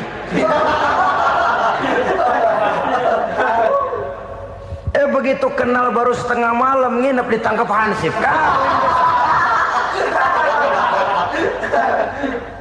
Hal-hal semacam itu kadang-kadang kita berpikir suuzon, gilet, perempuannya cakep banget, lakinya rebek amat.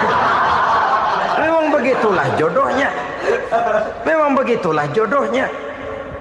Saudara hadirin ma'asyiral muslimin yang saya hormati, jadi hal-hal yang konkret saja kita yakini sepenuhnya ditentukan oleh satu superpower yang gaib itu tadi. Dari sanalah segala ketentuan itu berangkat dan kesanalah segalanya akan kembali. Maka kepercayaan kepada yang gaib meluruskan gerak hidup seseorang dan itu akan mengantarkan dia kepada meraih kemenangan. Satu. Yang kedua, wa yuqimuna shalah. Orang bertakwa yang akan meraih kemenangan itu adalah orang-orang yang mendirikan sholat. Kenapa sholat mengantarkan orang untuk meraih kemenangan? Yang jelas, inna sholata tanha anil fahsya'i wal munkar. Sholat mampu mencegah manusia dari perbuatan keji dan munkar. Banyak filsafat hidup yang terkandung di dalam sholat ini. Sejak kita wudhu sampai kita menghadap ke arah kiblat, sampai kita melakukan gerak-gerak sholat, bacaan-bacaan yang ada di dalam sholat, lalu sampai kepada mengucapkan salam. Banyak filsafat hidup yang terkandung di dalam sholat. Umpamanya saja, setelah takbiratul ihram, mulai kita dengan sholat dalam posisi berdiri. Diajarkan dalam kitab-kitab fikih agar kita melihat ke arah tempat sujud. Ini kan filsafat kehidupan. Kalau kamu sholat dalam posisi berdiri, lihat tempat sujud. Jangan sholat mata jelalatan, sebab nanti bisa mengurangi kekhusyuan. Jadi wajar kalau yang dikatakan bahwa yang paling afdol adalah shaf yang di depan. Kenapa? Secara harfiah pengertiannya akan lebih mengundang kekhusyuan. Kenapa? Kalau kita di shaf paling depan di masjid umpamanya paling banter kita lihat tembok. Tapi kalau kita shaf di tengah atau di belakang, orang-orang di depan kita pun akan kelihatan. Yang bajunya loreng, yang bajunya genggang, yang bajunya macam-macam. Kita lihat, kadang-kadang kita pikirin, ada yang bajunya bolong. Kita sholat tapi dalam hati, nih orang bajunya robek yang nggak tahu apa. Ada saja hal-hal yang mengusik kekhusyuan kita. Oleh sebab itu diajarkan dalam posisi berdiri, lihat, arahkan pandangan matamu kepada tempat sujud. Ini kan filsafat kehidupan. Maksudnya apa? Kalau lagi diri lihat dong tempat sujud. Kalau udah di atas ingat dong sama yang bawah. Kalau sudah tinggi ingat dong dari mana kamu berangkat. Kalau sudah berkuasa bantu dong yang lemah. Kalau sudah kaya santuni dong yang miskin. Kalau sudah alim bimbing dong yang awam. Ini filsafat kehidupan. Dalam posisi berdiri kau lihat tempat sujud. Ini akan melahirkan kepekaan sosial di mana seseorang mau tahu kepada orang lainnya. Bagaimanapun kaya kita, tinggi pangkat dan jabatan kita, jikalau hidup hanya untuk kepentingan perut sendiri saja, rasanya belum membawa manfaat di dalam kehidupan kita. Tapi efek yang tertinggi sesungguhnya, sholat mencegah manusia dari perbuatan keji dan munkar. Perbuatan keji dan munkar walaupun kelihatannya mendatangkan uang, membawa keuntungan, tapi itu keuntungan semu, keuntungan sementara. Dengan menipu orang lain kita bisa dapat untung, tapi tidak membawa berkah. Dan itu adalah kerugian besar dalam kehidupan kita. Maka untuk meraih kemenangan harus dimulai dengan membentuk kepribadian yang tegar, memiliki sandaran vertikal yang langsung kepada Allah Subhanahu wa ta'ala. Dan itu hanya bisa kita tempuh melalui jalur ibadah formal yang sudah ditentukan Allah, yakni sholat yang 5 waktu. Untuk memperkuat itu ada sholat-sholat sunnah, rawatib, nawafil sebagai terminal-terminal kontrol cadangan untuk memelihara stabilitas temperatur batin di dalam kita berhubungan dengan zat yang maha gaib, yaitu Allah Subhanahu wa ta'ala. Orang sering bertanya, Pak, itu tetangga saya nggak sholat, duitnya nggak habis-habis, Pak. Nggak sholat tapi mobilnya tambah terus. Nggak sholat tapi usahanya makin maju. Tapi di sisi lain ada orang yang rajin sholat, rezekinya butak bener.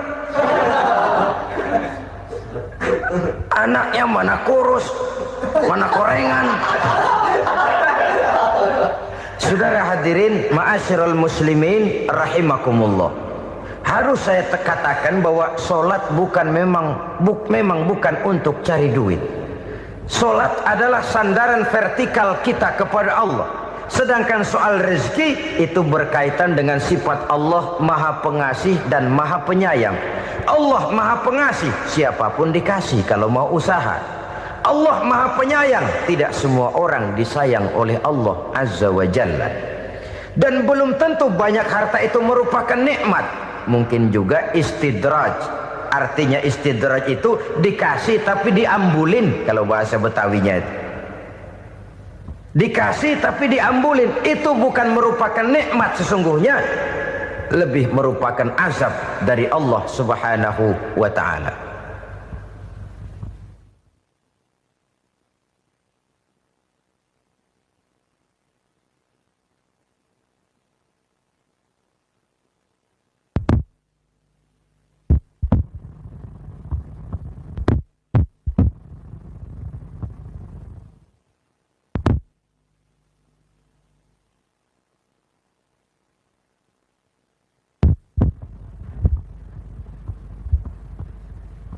Agama mempunyai sistem sholat, dan kita umat Islam telah dituntun oleh Allah Subhanahu wa ta'ala yang wajibnya 5 kali dalam sehari semalam mendirikan solat, dan itu tentu berada dalam jangkauan kemampuan manusia.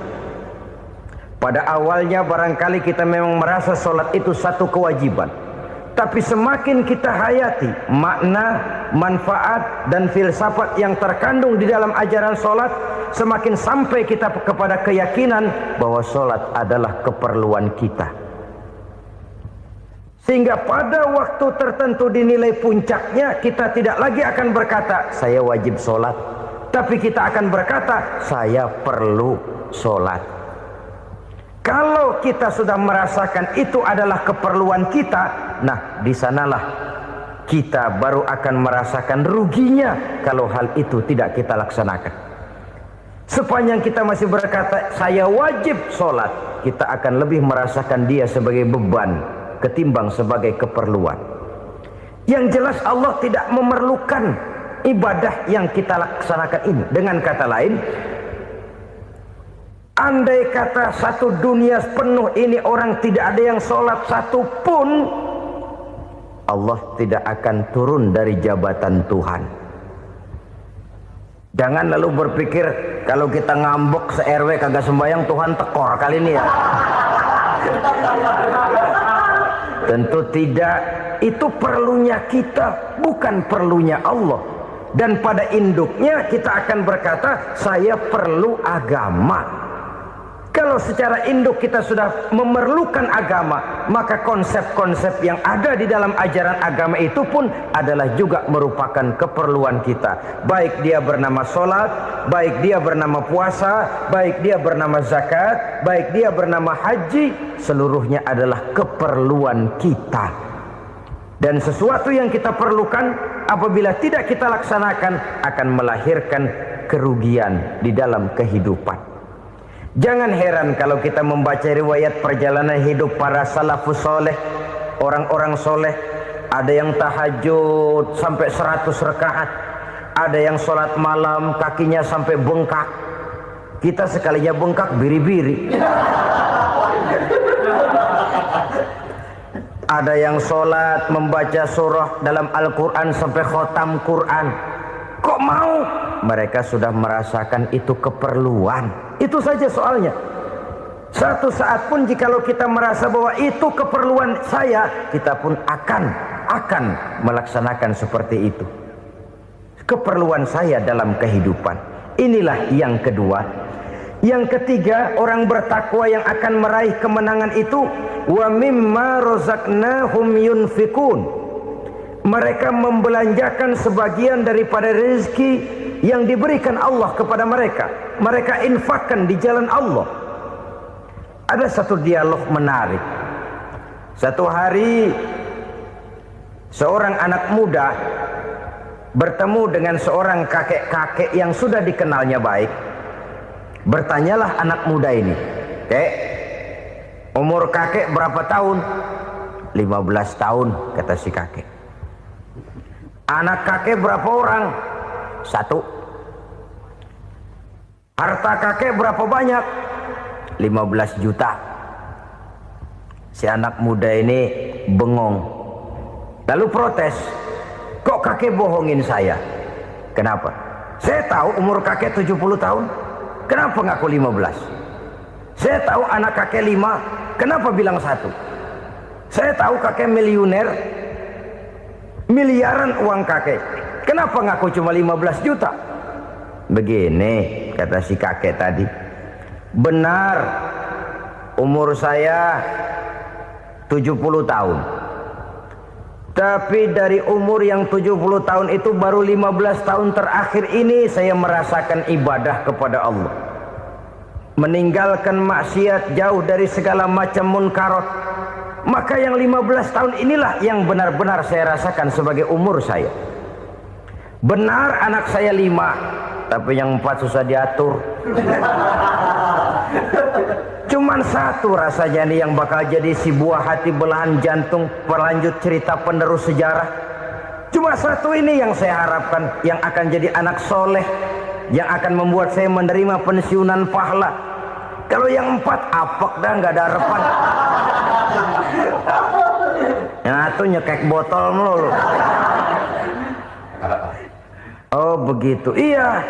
Lalu kenapa kakek bilang harta kakek cuma 15 juta padahal saya tahu kakek uangnya miliaran, depositonya banyak? Ya karena 15 juta itulah yang saya ingat yang pernah saya belanjakan di jalan Allah. Saya merasa itulah harta saya yang sebenarnya. Yang miliaran yang saya simpan di bank kelak kalau satu saat saya mati akan jadi rebutan di antara anak-anak saya. Iya kalau anak saya soleh kayak yang satu ini. Kalau yang 4 tadi udah tulen dia bakal berantem dah berebut tuh. Jadi 15 juta yang saya belanjakan di jalan Allah inilah yang saya merasakan benar-benar harta saya yang sesungguhnya. Dialog ini patut menjadi bahan renungan kita bersama. Diberikan kita umur 40, 50, 60, 70, 80. Berapa tahun dari umur yang diberikan itu yang jalan mulus, yang kita gunakan untuk melaksanakan ibadah? Banyak harta kita simpan di bank, di lemari, di dompet, di tas. Tapi berapa yang sudah kita depositokan di jalan Allah yang akan menemani kita di hari kita kembali nanti? Maka orang bertakwa yang akan meraih kemenangan, wa mimma razaqnahum yunfikun, mereka membelanjakan sebagian dari rezeki yang diberikan Allah di jalan Allah Subhanahu wa ta'ala. Ma'asyiral muslimin rahimakumullah. Zahirnya memang kita memberikan kepada orang lain, tapi hakikatnya kita menyimpan untuk diri kita sendiri. Kita memberikan kepada yatim piatu 25.000. Zahirnya kita memberikan si yatim, hakikatnya kan kita cuma nyimpan. Saya berikan titip kepadamu, ini untuk saya di akhirat. Kau boleh belikan baju, kau boleh belikan untukmu makan, kau boleh bayarkan sekolahmu. Ini untuk saya. Hakikatnya kita nyumbang masjid 1 juta, zahirnya kita berikan kepada panitia masjid, tapi hakikatnya kan cuma titip 1 juta ya untuk saya di alam kubur nanti. Silakan kau boleh belikan semen, ini uang, belikan besi, belikan pasir. Saya cuma sekedar titip untuk kepentingan saya. Hakikatnya kita cuma sekedar menitip. Sebagaimanapun pada hakikatnya, apapun yang kita miliki dalam kehidupan kan cuma sekedar hak guna pakai, bukan hak milik mutlak. Harta kita, rumah kita, kendaraan kita, kebun kita, pabrik kita, hak guna pakai saja. Hak milik mutlak cuma untuk Allah Subhanahu wa ta'ala. Saudara-saudara kaum muslimin rahimakumullah. Ini yang ketiga. Kemudian yang keempat, orang-orang bertakwa yang akan meraih kemenangan, allazina yu'minuna bima unzila ilaika. Mereka yang beriman, mereka yang percaya kepada apa yang telah diturunkan kepadamu Muhammad, ay Al-Quran, yakni Al-Quranul Karim. Setelah percaya kepada yang gaib, mendirikan solat, kemudian menginfakkan sebagian dari rezeki yang diberikan Allah, mereka juga lalu percaya kepada yang diturunkan terhadap Nabi, yaitu tidak lain Al-Quranul Karim. Sekali lagi di sini, percaya bukan hanya sekedar percaya saja, tetapi percaya lalu menjadikan Al-Quran itu sebagai pedoman hidup. Sebab memang Al-Quran itu adalah GBHM, garis-garis besar haluan muslim. Apa yang harus kita lakukan, apa yang harus tidak kita lakukan, bagaimana mestinya kita bertingkah laku dan berbuat, seluruhnya tercantum di dalam Al-Quranul Karim. Itu sebabnya ketika satu hari Aisyah ditanya bagaimana akhlak Rasul, beliau menjawab, kana Rasulullah sallallahu alaihi wasallam khuluquhul Quran. Akhlak daripada Rasulullah tidak lain adalah Al-Quran. Jawaban simpel ini memberikan gambaran bahwa keseluruhan daripada konsepsi Quran sudah diterjemahkan dalam kehidupan Rasulullah sallallahu alaihi wasallam. Karena kita tahu akhlak adalah keseluruhan dari gerak hidup manusia. Sejak ia berpribadi, berumah tangga, bertetangga, bermasyarakat, sampai kepada berbangsa dan bernegara, Al-Quran tetap memberikan sentuhan nilainya. Oleh karenanya, orang-orang yang bertakwa adalah orang-orang yang menjadikan Al-Quran sebagai pedoman dalam kehidupannya. Dan kita yakini Al-Quran diturunkan kepada Nabi Muhammad bukan merupakan produk Nabi Muhammad. Isi dan redaksinya langsung dari Allah Subhanahu wa ta'ala.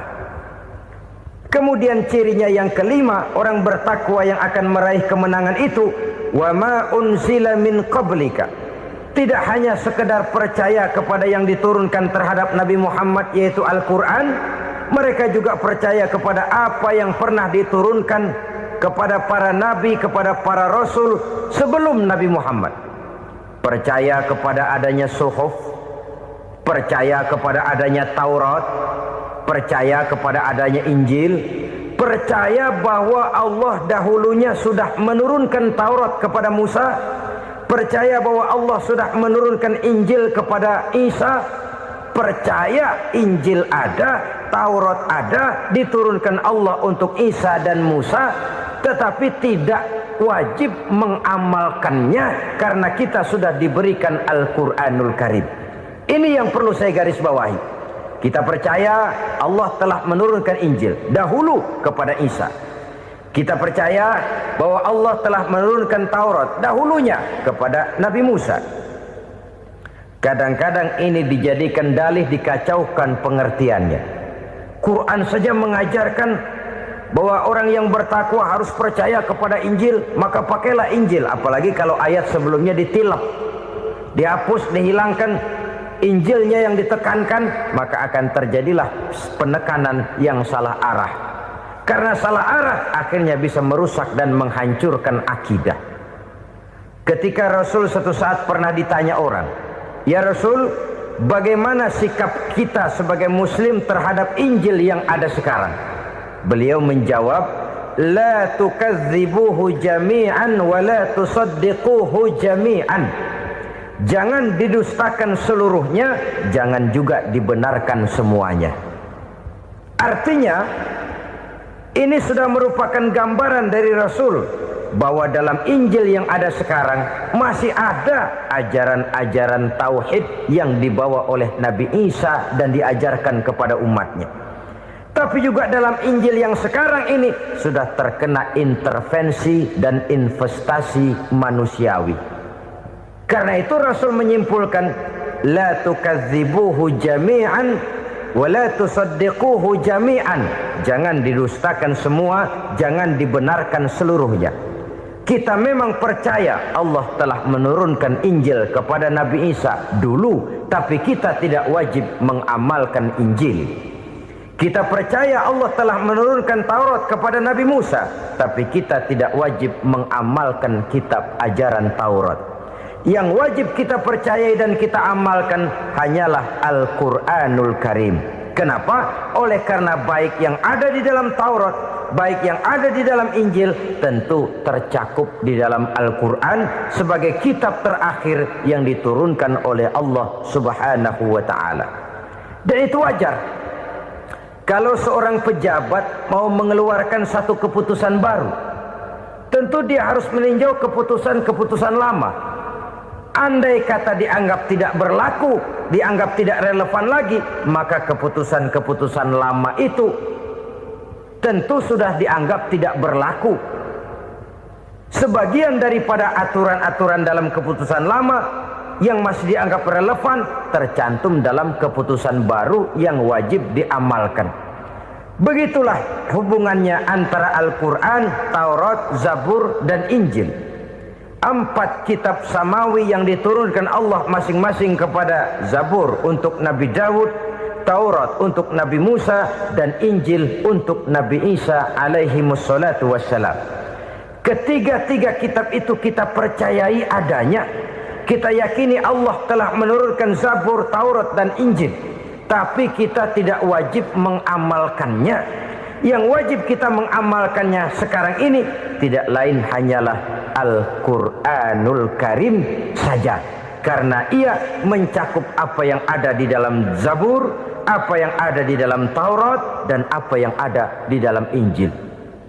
Keotentikannya bisa dipertanggungjawabkan. Ya, tapi kan Nabi Muhammad sudah mati 14 abad yang lalu, dan di zaman beliau Al-Quran kan belum dikodifikasikan, belum ditulis. Bagaimana keotentikannya bisa dipertanggungjawabkan? Mudah saja. Allah berjanji, inna nahnu nazzalna dzikra wa inna lahu lahafizun. Kami yang menurunkan Al-Quran dan kami yang akan menjaga dan memeliharanya. Allah turunkan Quran, Allah menjaganya. Bagaimana cara Allah menjaga Al-Quran itu? Banyaknya orang-orang yang hafaz Al-Quran. Hafaz Al-Quran 30 juz, 114 surah, 6.666 ayat. Sehingga jangankan satu kata, jangankan satu ayat, satu kalimat saja berubah, sudah akan timbul reaksi dan mudah dimengerti. Kenapa? Banyak orang-orang yang hafaz Al-Quran. Sedangkan pada setiap akhir tahun biasanya malaikat Jibril selalu mengadakan checking terhadap ayat-ayat yang diturunkan pada waktu itu. Di zaman Nabi sendiri sudah ada usaha kodifikasi. Dan yang lebih luar biasa lagi, sampai hari ini tidak seorang pun mampu membuat satu ayat saja semacam Al-Quran. Ke bahasa manapun dia diterjemahkan, naskah aslinya tetap ikut. Rujukan dasarnya tetap ada. Berdasarkan itu, maka tidak mungkin terjadi penyelewengan terhadap atau pemalsuan terhadap ayat-ayat Al-Quranul Karim. Kesuciannya, keotentikannya, kemurniannya bisa dipertanggungjawabkan. Ma'asyiral muslimin rahimakumullah. Oleh karenanya, konsepsi dasar daripada ajaran Islam ini memang tidak lain adalah Al-Quran dan Sunnah. Isi daripada agama Islam yang merupakan iman, Islam dan ihsan, konsepsi dasarnya tidak lain adalah Al-Quran dan Sunnah Rasulullah Sallallahu Alaihi Wasallam. Maka yang kita perlukan sekarang ini adalah terjemahan Al-Quran di dalam kehidupan kita. Dengan demikian, maka gaya kehidupan yang lebih Qurani itulah yang kita dambakan. Kita perlu memang terjemahan Quran dalam bahasa Inggris, dalam bahasa Belanda, dalam bahasa Jepang, tapi yang lebih kita perlukan adalah terjemahan Quran di dalam kehidupan kita. Konsekuen, tidak memanipulasi, ringan sama kita jinjing, berat sama kita pikul. Jangan kalau lempengan ayat Quran tuh kira-kira enak diamalin, keras teriakan kita. Giliran kira-kira ayat Quran itu mukul kepala kita sendiri, diam kita. Itu ciri yang pernah disindir Allah dalam awal-awal Baqarah juga. Ciri beragamanya orang yang munafik. Kullama adha'a lahum masyawfi, kata Allah. Wa iza azlama alaihim qamu. Apabila terang mereka jalan, apabila gelap mereka berhenti. Artinya, kalau kira-kira di Islam nguntungin, rame-rame pada teriak Islam. Tapi ketika diminta untuk berjuang, ketika dituntut untuk berkorban, rame-rame mengundurkan diri. Nasib agama tidak ubahnya seperti daun pisang yang dikait orang di tepi jalan lantaran tak berpayung di ketika hari hujan. Manakala hujan usailah sudah, daun itu pun dicampakkan di tepi jalan, diinjak pula orang nan lalu.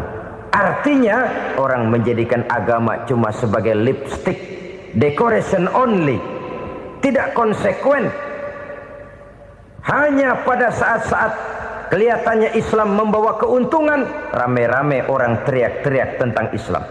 Tapi jikalau diminta berjuang, jikalau dituntut untuk berkorban, biasanya rame-rame juga mengundurkan diri. Jangan heran kalau mayoritas hitungan kita, tapi minoritas peranan kita.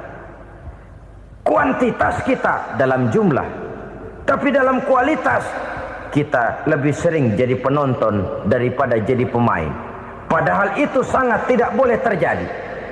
Umat Islam di Indonesia harus bangkit. Umat Islam di Indonesia harus sadar akan keberadaannya. Tidak boleh hanya jadi penonton berpangku tangan, karena memang agama kita juga mengajarkan untuk konsekuen di dalam menjabarkan ajaran-ajaran daripada agama kita. Kita sering jatuh menjadi umat yang lemah oleh karena kita ini tidak pandai menggalang kebersamaan yang diakibatkan tidak konsekuennya kita. Diistilahkan bahwa umat Islam di dalam menggalang kebersamaannya itu harus seperti orang main sepak bola. Saudara-saudara kan tahu orang main sepak bola itu. Orang main sepak bola, kalau pertandingan belum dimulai sih silakan saja kumpul di luar lapangan, atur strategi yang baik. Tapi kalau pertandingan sudah dimulai, turun ke lapangan hijau, jangan kumpul terus. Ada sepak bola gotong royong, mundur-mundur rame-rame, depan ke depan kumpul melulu mainnya. Kalah. Orang main sepak bola itu ya harus ada penyerang tengah, harus ada penjaga gawang, harus ada strikernya, harus ada kiri luarnya, kanan dalamnya yang jadi backnya. Posisi boleh bermacam-macam, tapi yang penting saling ngoper untuk menggolkan gawang lawan. Begitulah umat Islam ini. Boleh ada yang jadi pejabat, boleh ada yang jadi pengusaha, boleh ada yang jadi petani, silakan ada yang jadi seniman, ada yang jadi penyair, ada yang jadi artis sekalipun. Tapi kalau sudah berhasil menguasai bola, jangan lupa operannya. Operan itu yang langka. Kita ini muslim kadang-kadang kalau sudah memegang menguasai bola, kalau belum mau mampus, belum mau ngoper. Nanti kalau sudah nggak punya bola, baru mau ngoper.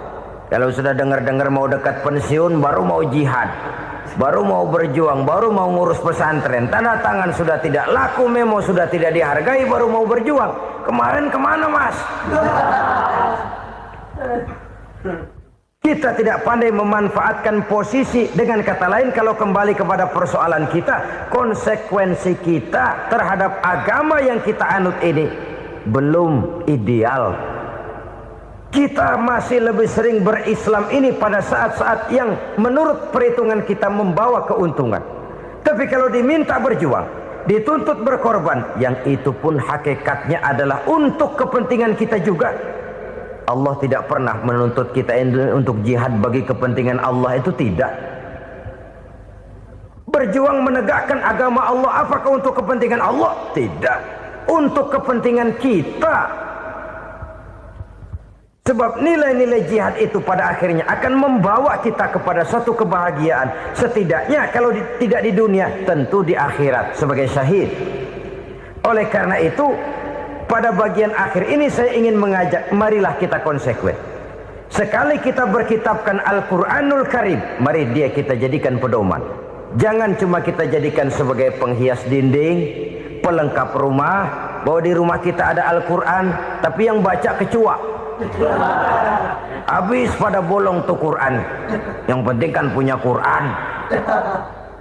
Ditaruh di pintu rumah. Biar apa? Biar kuntilanak kagak masuk katanya. Ya apa itu nasib Quran, cuma kerjanya jaga pintu, ngusir kuntilanak, ngusir memedi. Bagaimana kita hidup menurut tuntunan Al-Quran? Kadang-kadang tidak pernah menjadi masalah bagi kita. Maka bagaimanakah Al-Quran akan mungkin membawa keberkahan dalam hidup kalau ajarannya kita injak-injak dalam keseharian kita? Mewujudkan gaya hidup yang lebih Qurani, itulah yang akan kita rintis di dalam kehidupan kita. Bertahap, step by step, menurut kemampuan yang ada pada kita. Jika jalan ini tidak bisa kita selesaikan, percayalah akan ada generasi penerus yang akan melanjutkan usaha dan cita-cita mulia itu. Jadi percaya kepada Taurat, percaya kepada Injil, sekadar percaya Allah dahulunya sudah menurunkan itu. Tapi kita tidak wajib mengamalkannya. Kenapa? Generasi Injil masa berlakunya sudah kedaluwarsa. Taurat masa berlakunya sudah kedaluwarsa. Injil pernah berlaku untuk orang Nasrani di zaman Nabi Isa.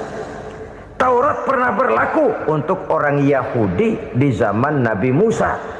Setelah generasinya berlalu, datang Rasul penutup yang membawa Al-Quranul Karim, maka Al-Quran itulah yang berlaku menjadi pedoman sampai hari akhir nanti. Jangan jauh dari Al-Quran, karena apabila ini kita lakukan, maka kita akan kembali kepada satu gaya hidup yang jauh dari tuntunan agama, dan itu artinya kita akan semakin jauh untuk meraih kemenangan. Saudara-saudara kaum muslimin rahimakumullah. Yang keenam, yang terakhir, orang-orang bertakwa yang akan meraih kemenangan itu wabil akhirati hum yuqinun. Mereka percaya, mereka yakin seyakin-yakinnya akan adanya hari akhir, di mana seseorang akan mempertanggungjawabkan seluruh perbuatannya di dalam hidup ini. Dan tidak ada satu perbuatan yang bagaimana kecilnya sekalipun yang tersembunyi dalam pandangan manusia yang tidak akan dibukakan persoalannya di mahkamah Qadi Rabbul Jalil di akhirat nanti. Itulah sebabnya maka percaya kepada akhirat disebut secara khusus. Padahal di awal tadi sudah dijelaskan yu'minuna bil ghaib, percaya kepada alam gaib, dan alam gaib ini termasuk akhirat. Kenapa pada bagian akhir disebut lagi akhirat? Karena ternyata bahwa kepercayaan kepada adanya akhirat merupakan induk dari kepercayaan terhadap adanya malaikat, setan, jin, dan lain sebagainya, dan akan lebih memberikan sugesti dalam kehidupan manusia untuk meluruskan gerak hidupnya. Jikalau satu saat tergerak hati akan berbuat kejahatan, ingin mencuri, sadarlah, awas ada akhirat. Sebab kalau kita cuma teriak awas ada polisi, itu cuma tertunda sementara, begitu polisi meleng, embat.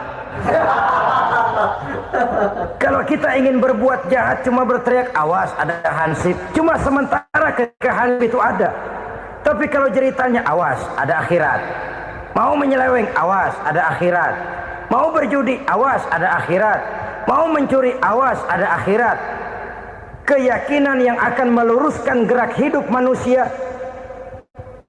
sehingga gerak itu jadi lebih terarah dan terkontrol, tidak merugikan baik diri sendiri, lebih-lebih orang lain. Ternyata bahwa kepercayaan kepadanya adanya hari akhirat sanggup menjadi sumber daya kontrol dari kehidupan manusia, sehingga ia tidak terjebak dalam perbuatan maksiat dan munkarat. Saudara-saudara kaum muslimin, inilah saja yang kita bicarakan pada pertemuan kali ini. Semoga Allah subhanahu wa ta'ala memberikan kekuatan zahir dan batin kepada kita untuk dapat meraih kemenangan dengan beriman kepada yang gaib, mendirikan solat, membelanjakan sebagian dari rezeki yang diberikan Allah, percaya kepada Al-Quran, beriman kepada kitab-kitab yang diturunkan sebelum Al-Quran, lalu meyakini adanya hari akhirat. Terima kasih atas segala perhatian, mohon maaf atas segala kekurangan. Usikum wa nafsi bitaqwallah. Wassalamualaikum warahmatullahi wabarakatuh. Waalaikumsalam.